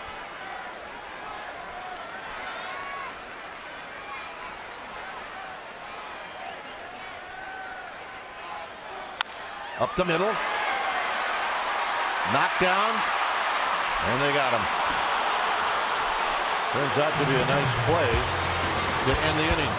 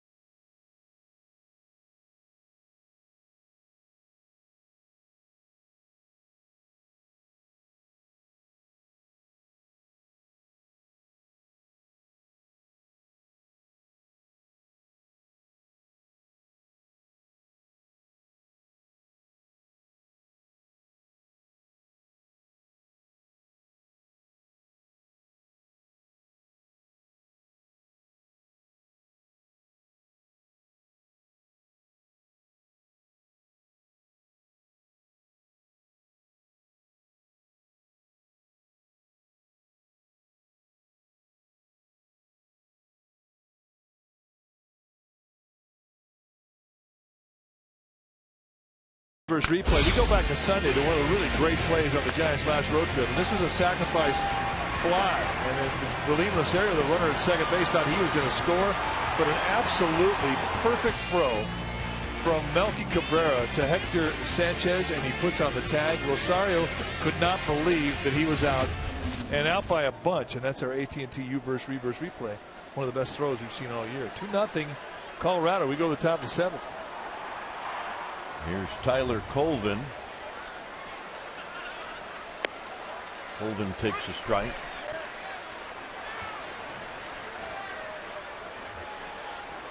Colvin a 2-out base hit in the 4th inning to knock in a run.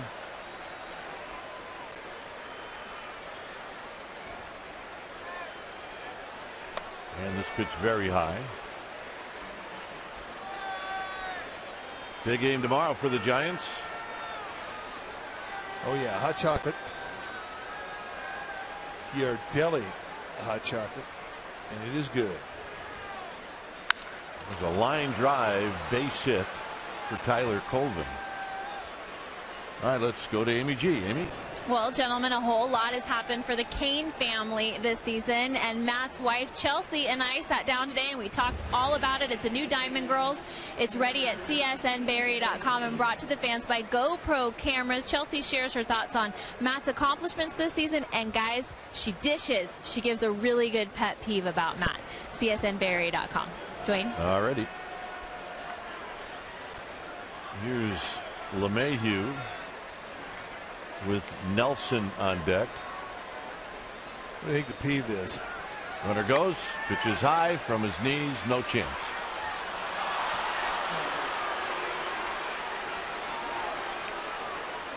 For Colvin with his 3rd steal of the year. Big jump. Do you think Chelsea's peeve is on Matt Cain? Yeah, there's a pet peeve. Not a whole lot of things that you could do if you're Sanchez. Snores, sleeps with his socks on. No, I know what it is. What? There's the bunt, and it's going to be Belt to Terrio. Colvin moves to 3rd.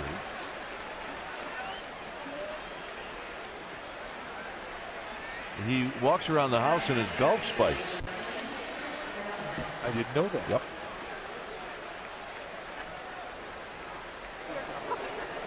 Yeah, that's a good looking mustache right there.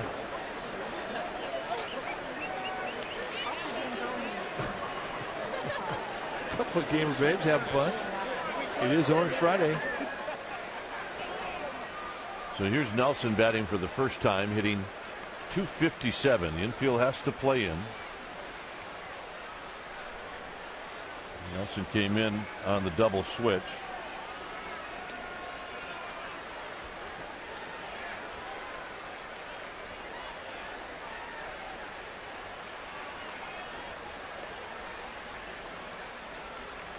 And the first pitch very high.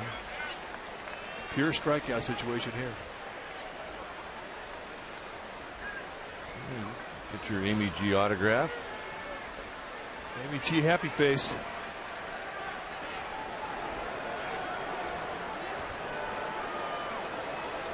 One ball and no strikes.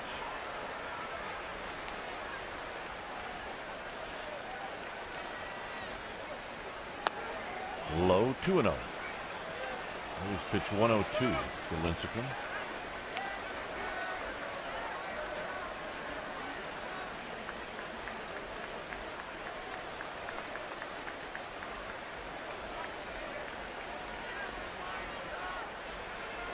Top of the order, Eric Young is on deck.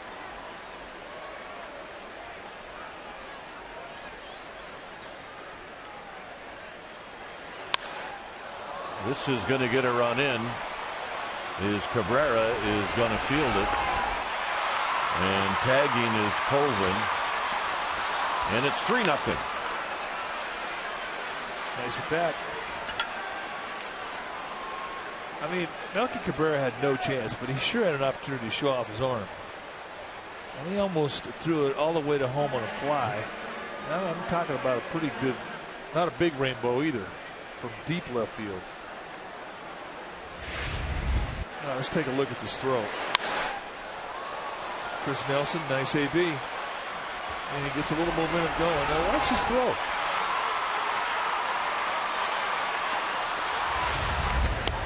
Let her rip. Let her rip. Don't have to worry about a cutoff man there. Here's Young. And lifts this one out to left center field. And Pagan is ranging over. And that'll end the inning. So single, stolen base a bunt, and a sacrifice fly.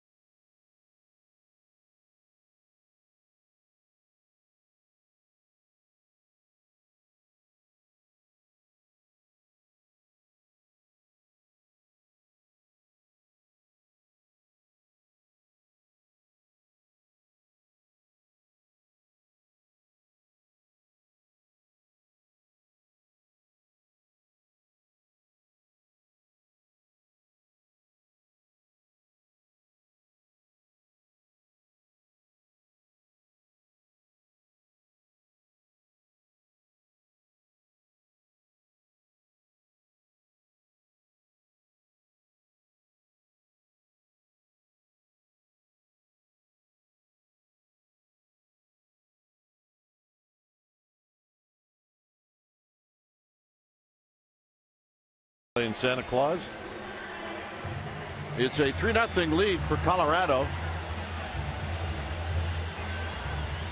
And it'll be Hector Sanchez that will lead things off. Sanchez, Belt, and Terrio.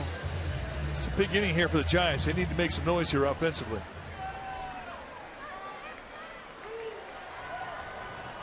So someone reaching would be a good idea. Sanchez is 0 for 2. Boy, that's a good one. And he's using it to get a strike. It is. It's a big curveball. Something you're definitely not going to look for first pitch. He flops it over. It's automatic 0-1.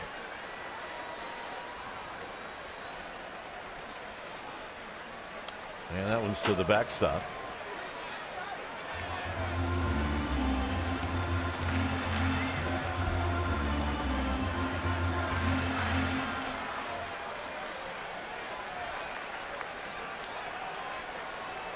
One ball and one strike.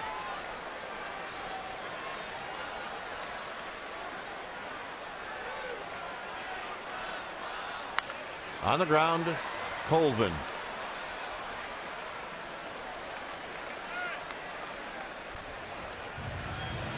Giants baseball on Comcast Sports Net Bay Area is brought to you by the Monterey Bay Aquarium.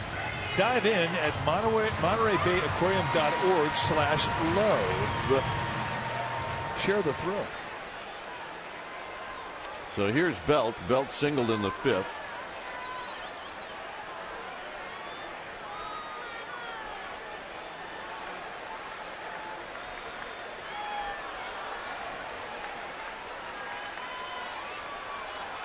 Belt goes the other way, but it's foul.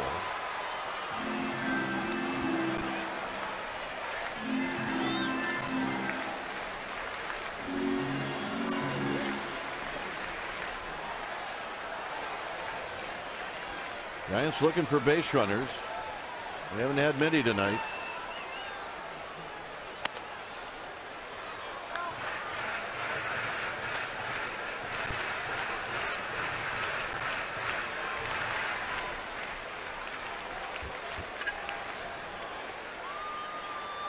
Oh yeah, they like the milkman.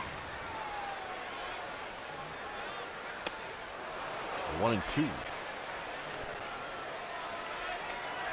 A disappearing breaking ball.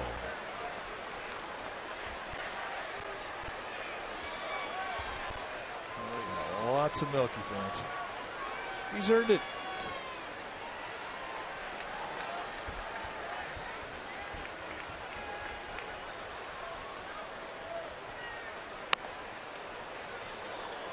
94 a bit wide. It's 2 balls and 2 strikes.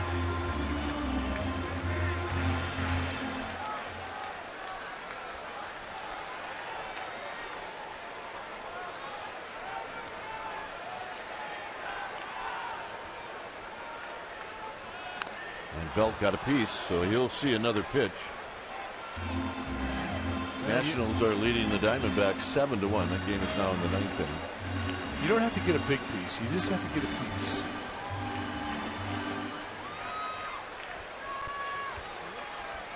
Two and 2.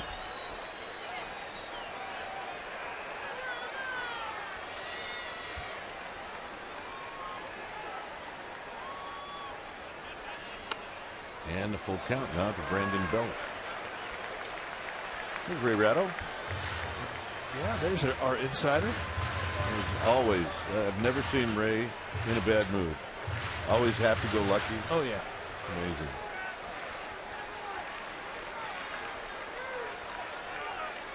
He's a glass half-full guy. Belt stays alive. 3-2 hook. Good job of fighting it off. All those years when Ray was a writer who made fun of us in the electronic media. Now he's one of us. Yeah, that's true. Ray. 3-2 pitch to Belt. And Belt takes the walk at bat.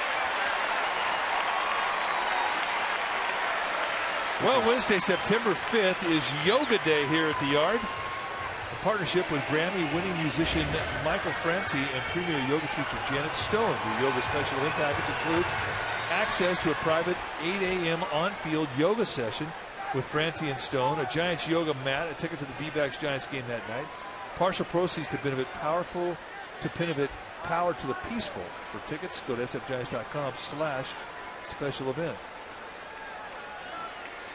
Here's Terrio with 1 out, and Terrio looks at a strike. One more thing about that. Giants expect this rare experience will sell out early, so get your tickets. Yoga Day. Yoga Day.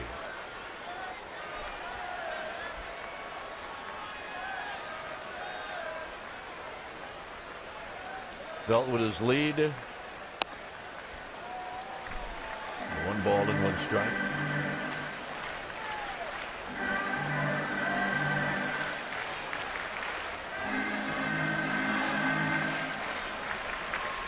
Hunter Pence.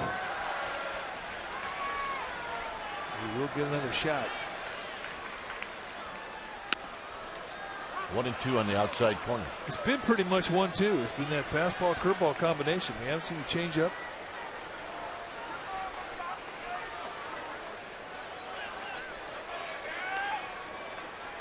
But that's all he's needed.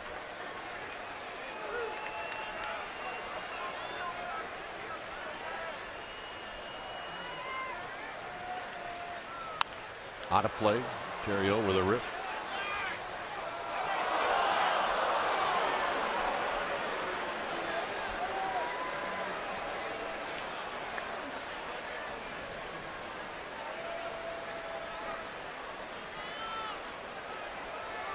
A 1-out walk to Brandon Belt.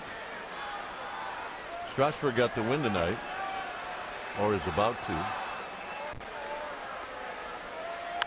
Out of play.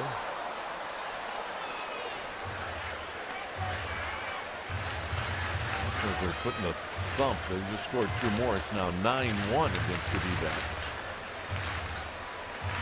Nationals are for real, folks. They are not going to fade. They are not. They will be here Monday, Tuesday, Wednesday next week.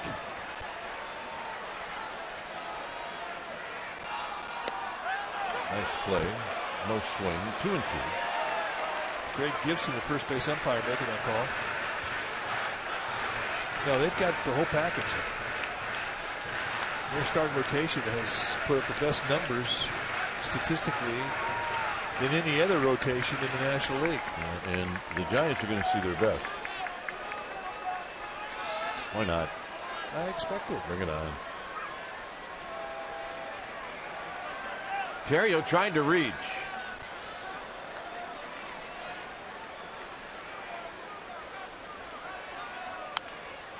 He stays alive. That was a stay alive swing. And he kind of threw it as hard as he swung as hard as he threw it. Kind of waved through it, but fought it off. Big hole on the right side for Terrio.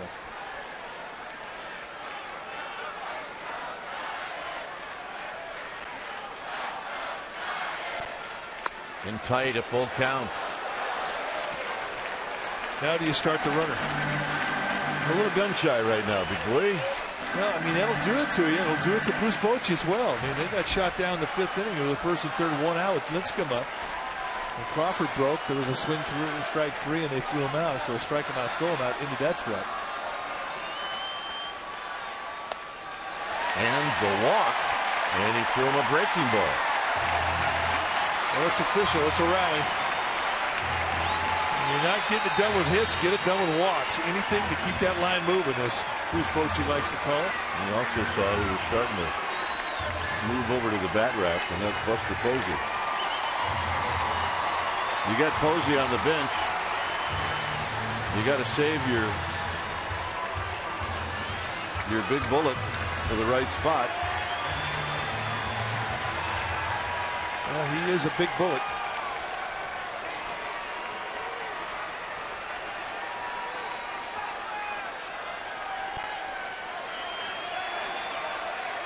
Crawford has 2 hits tonight. A hit here would be good. And he takes high, 1-0. The bullpen is empty for the Rockies. It's not going to be empty for much longer. Bo McLaughlin coming out, and I'm sure we'll have somebody head down to that Rockies pin. This bout of wildness is a red alert.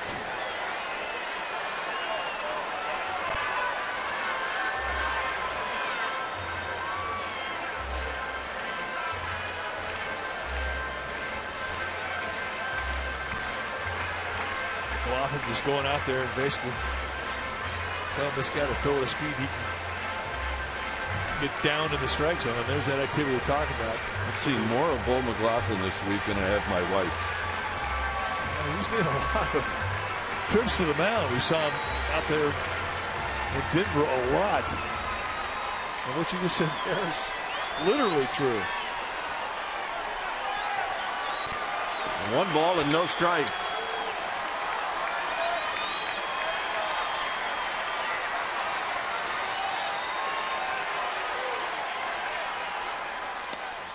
And what does he go to throw a strike? A breaking ball. And that may have been the message from McLaughlin.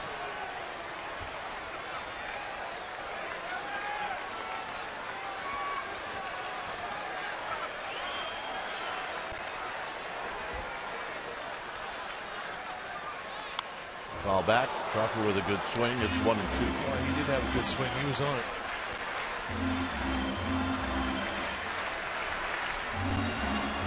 Buster Posey.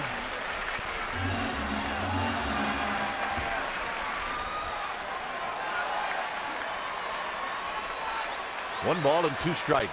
Belt at second. Terrio at first. And he got him on a breaking ball.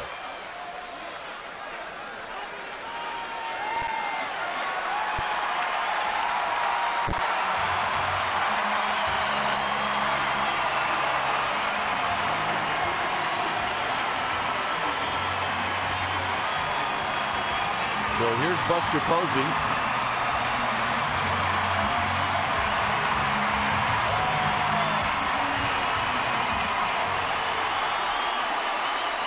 This is what he's done since the All-Star break. 446, best in the majors, 30 RBIs, best. 509 on-base percentage, the best.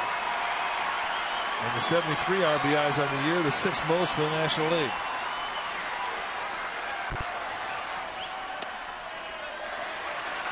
And he takes a ball, 1 ball and no strikes. And Ottavino just did him a favor throwing that breaking ball and missing with it. It's one thing when you throw that pitch early and you take a strike away, but when you miss, you've hurt yourself.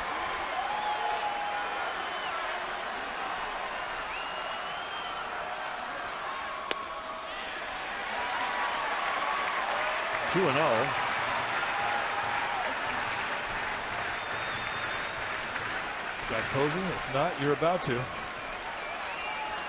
right.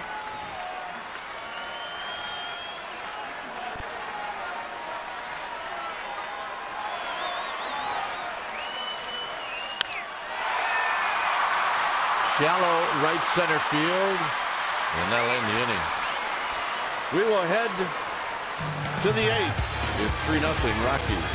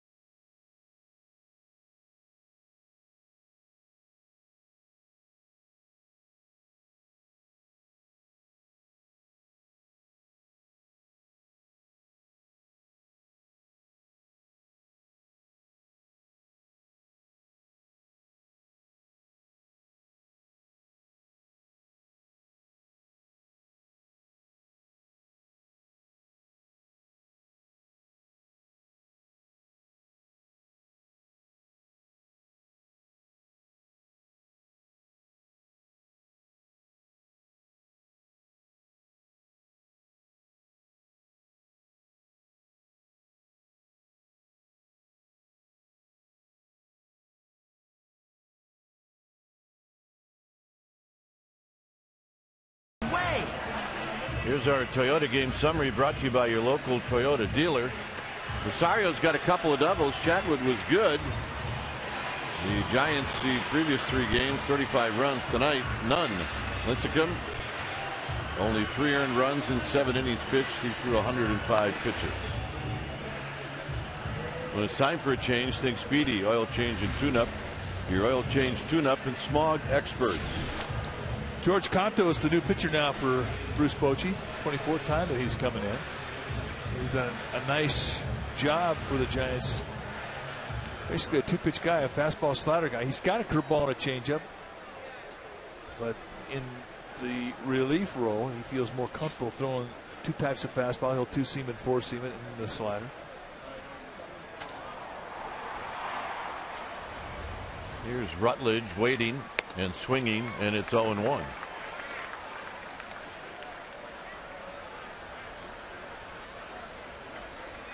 Rutledge tonight is 0 for 3.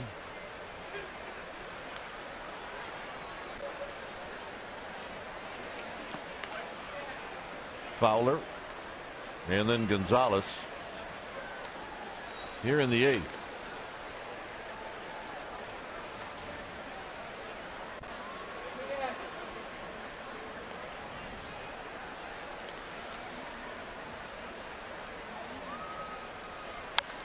Popped up. Pence coming in. 1 out. All right, let's check in with Amy G. Dwayne and Mike, Matt Cain's perfect game on June 13th, 2012 will be talked about for a long time, and it was talked about again today and celebrated. The Giants unveiling a plaque in honor of Cain's perfecto. It is on the Port Walk along McCovey Cove, and then later on before the game, his entire family along with his wife's family joined him on the field for an on-field celebration, and only as Matt Cain could, he took the attention off himself and gave Gregor Blanco a gift for his amazing 7th inning catch to save that game. Gentlemen, it was perfect. Dwayne? It was a good day for the Cain family and friends and coaches. And it was nice, Mike, you were a part of it this afternoon. Dave and I got a chance to be a part of it on the field. And it was fun. It's great to see how Matt Cain's teammates look at him. It's with nothing but respect. And the only way you get that type of look from your teammates is you got to earn it. And he's the horse. Hit out to Pagan, who is going to come in a couple of steps. 2 outs. 2 hitters, 2 pop-ups. And here's Gonzalez. I guess the Seagulls do not realize that this game is going extra innings. Well, it started at 7:37 tonight. The celebration of the Matt Cain perfect game was honored tonight before the game, so an unusual start time. And the Birds just did not get the memo.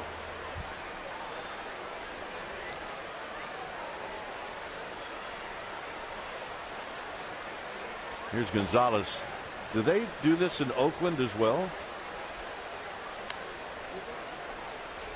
Meanwhile, BI's nodding yes, Grady's nodding no. Oh, now they're arguing. Great. Still no answer.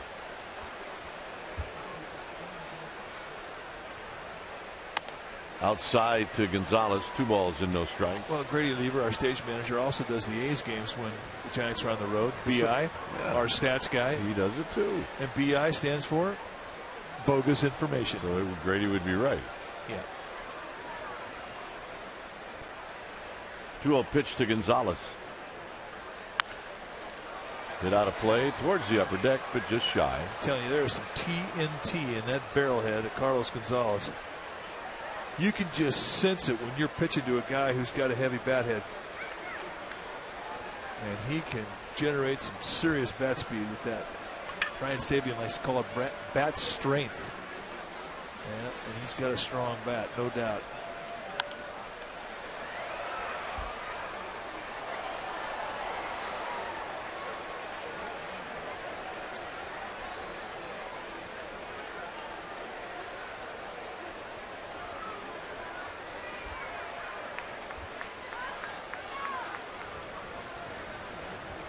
So it's 2-2 to Gonzalez. So we pitch number 11 in the inning for Cantos.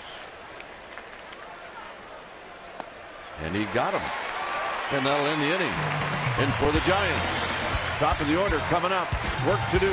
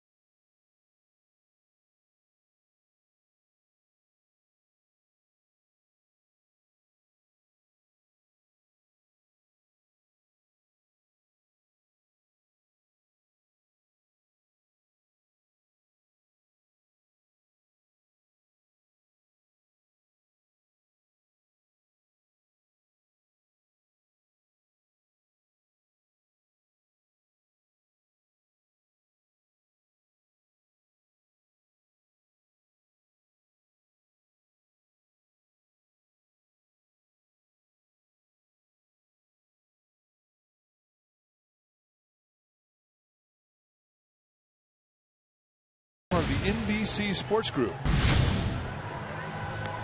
It's a 3-0 lead for the Rockies. When it's time for a change, think Speedy Oil Change and Tune-Up. Your oil change tune-up and smog experts.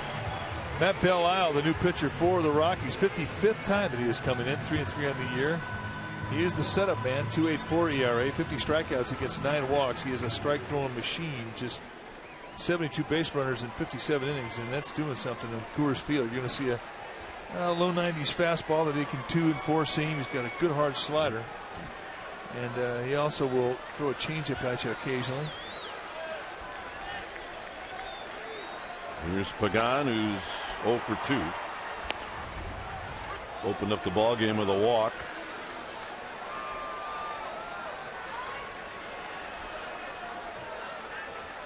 Since then, he bounced out and struck out.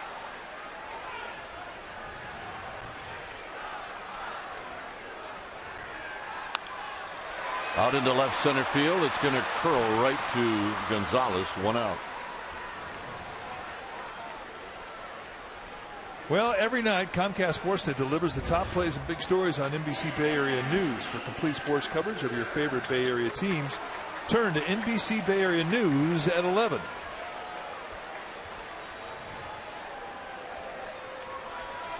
Here's Scudero. Scudero is 0 for 3. Hit the ball hard in the 6th inning. That was tracked down by Gonzalez. Here he takes down low. Giants just 3 hits tonight.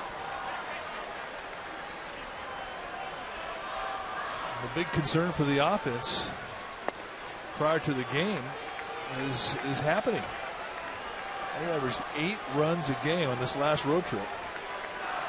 The last homestand, if you remember, they did not swing the bats well. Had a 3-7 trip here. They have scuffled to find base hits tonight against this Rockies pitching.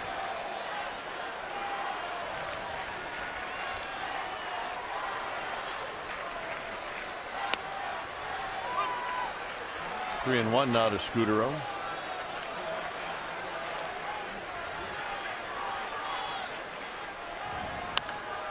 Popped up. It's going to be Fowler. 2 outs.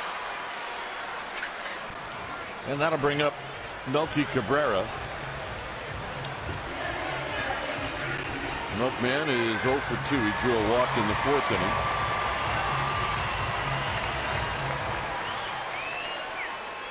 Hit it to the Milky Way. Oh, okay. Now would be a good time.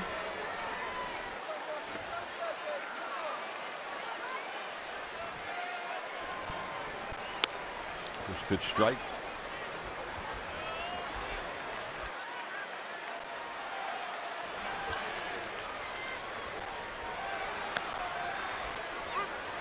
Bang, bang, nothing in 2. And that was a changeup. Doesn't throw many. But that was effective because you're not thinking about that pitch against Bell out. And he can steal strikes with it. Hit on the ground. Colvin will spin and throw to Belle. And a nice play. And that'll end the inning. So we will go to the 9th. It remains 3-0 Colorado.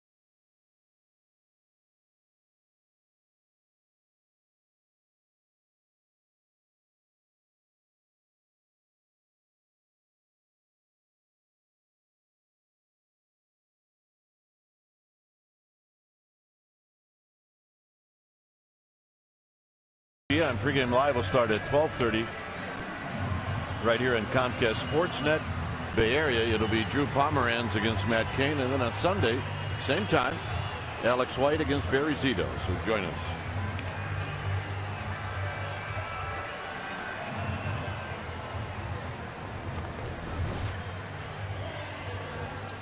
George Contos got 3 outs in the 8th inning, so he's back to pitch the 9th, and it'll be Willeen Rosario who will lead things off. Giants have the left-hander Jose Mijares down there in the bullpen getting loose and ready.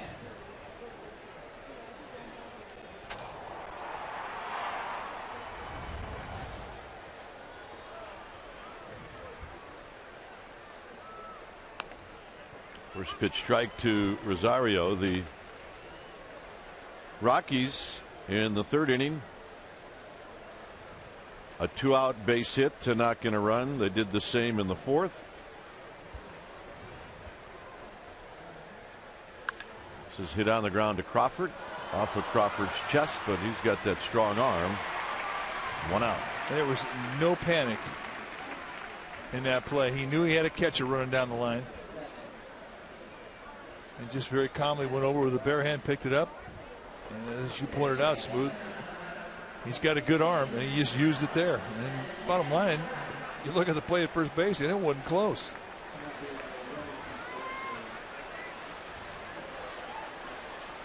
Here's Matt McBride, who's going to pinch hit.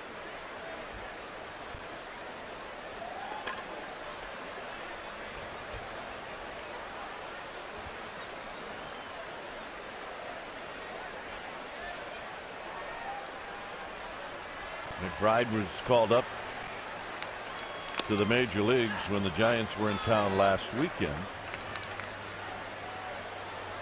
and he had some pretty good at bats.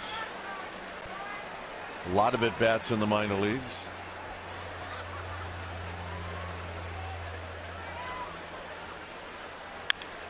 Shoots this one. Scudero caught it. 2 down. Nice play.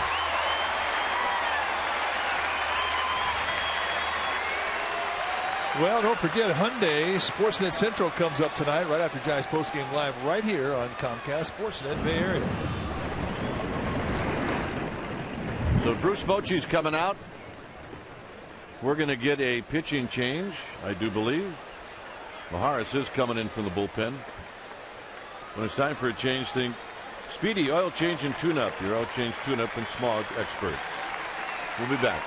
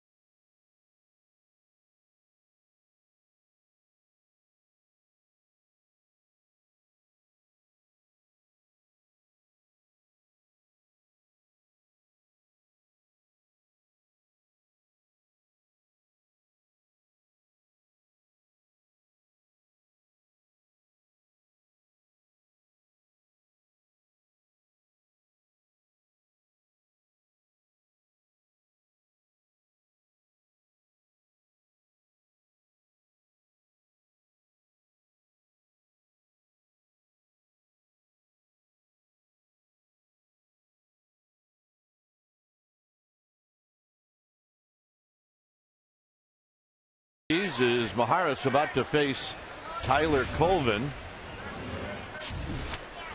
And this is what Mijares has done with the Royals and the Giants. 53rd time he's taken the ball. He's having a good year. He's got a fastball that goes low 90s with a good hard slider.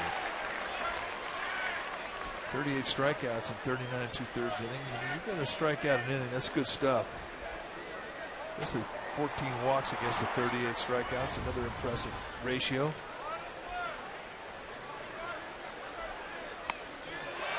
So fastball, breaking ball, 0-2.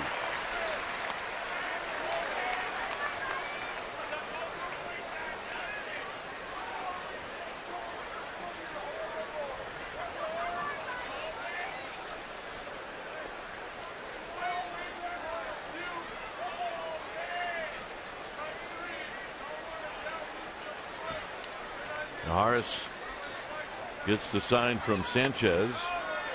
And Sanchez wanted that pitch down low, and that's what he got. It's 1-2. Mijares from Caracas, Venezuela, 27 years old, 4-year veteran at the big league level.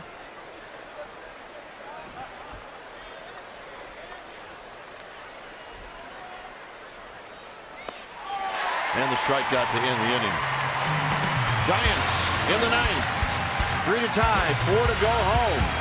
Pence will lead it off.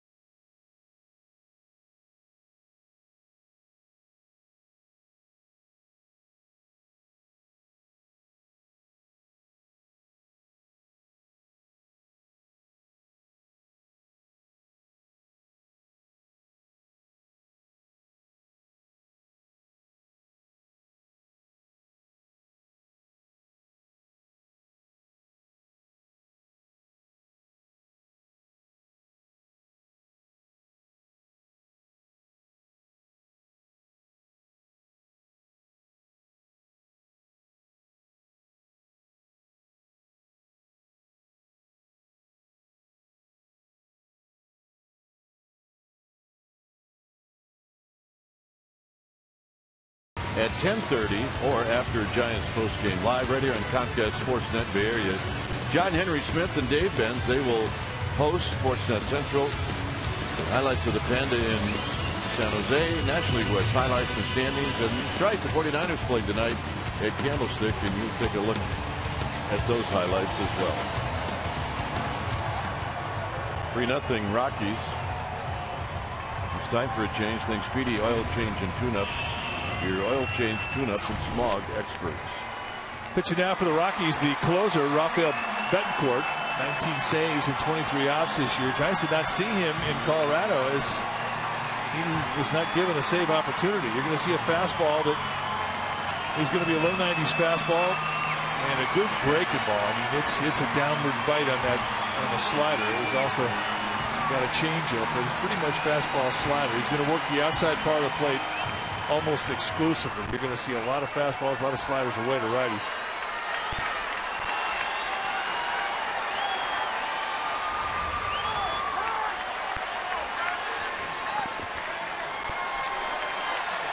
So here's Pence.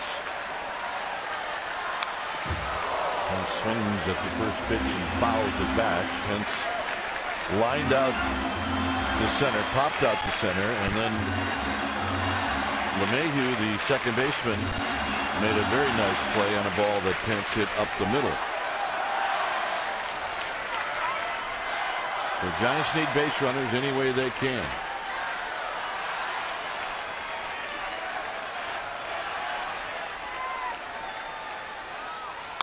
And it's foul back again, 0-2. Two fastballs and a quick 0-2.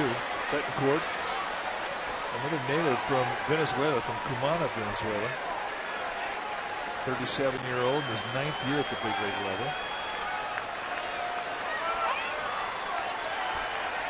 Played with 2 teams his big league career. For the majority of it was in Cleveland. 3 years now in Colorado.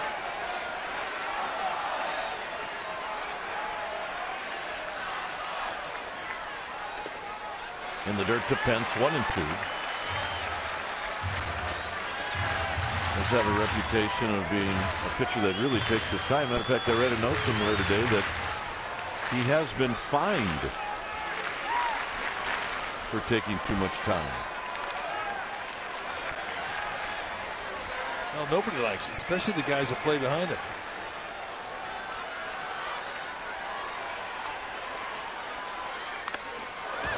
And that stung Phil Cuzzy, the home plate umpire. He remains 1-2.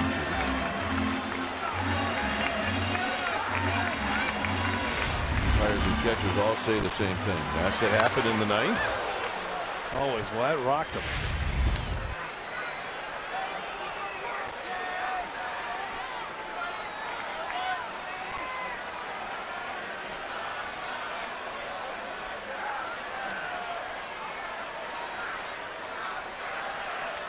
One and two.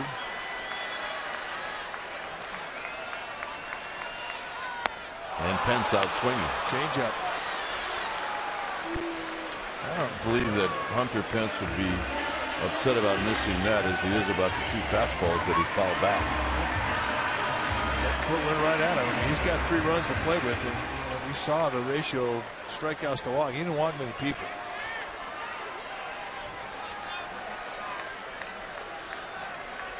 Here's Hector Sanchez, who's 0 for 3.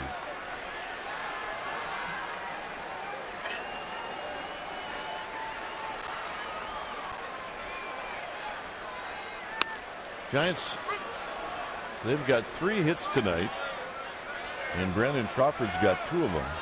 They do not have a hit from the top 5 hitters in their lineup. And that has not happened in a while. Where the middle of the lineup and the top of the line haven't been very good. Well, they've had some base runners. Pagan walked, Cabrera walked. Cabrera reached down in there, but that's it.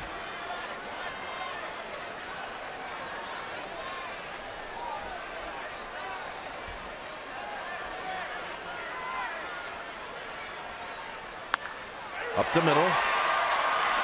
LeMahieu, an off-balance throw, and they got him.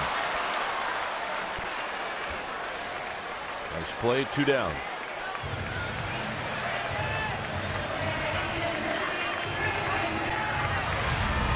Well, let's watch the play by LeMahieu. He knew he had time. He's got to catch a running, and Sanchez does not get down the line that well. What a beautiful play. I mean, that's a big league play. LeMahieu, one of the tallest second basemen in the game at 6'4". So here's Belt.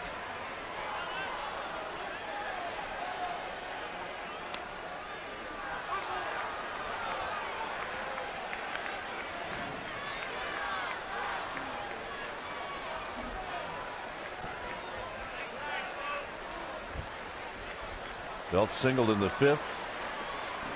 He walked in the 7th.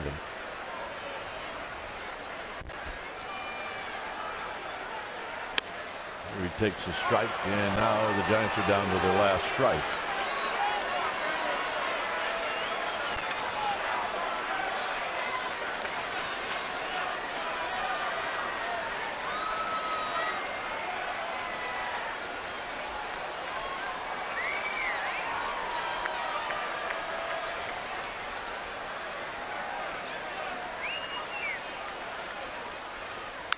Foul back. So it remains at 0-2. Should Belt reach, Terrio would hit. Stranger things have happened in baseball, but you're in dire straits right now. 0-2 in the 9th, down by 3. Well, die hard. That's what you got to do.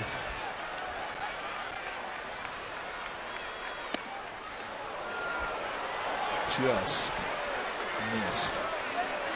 I don't think it was a strike, but a pitch very close to that was called a strike early in the count, and that's what makes you think that it was close.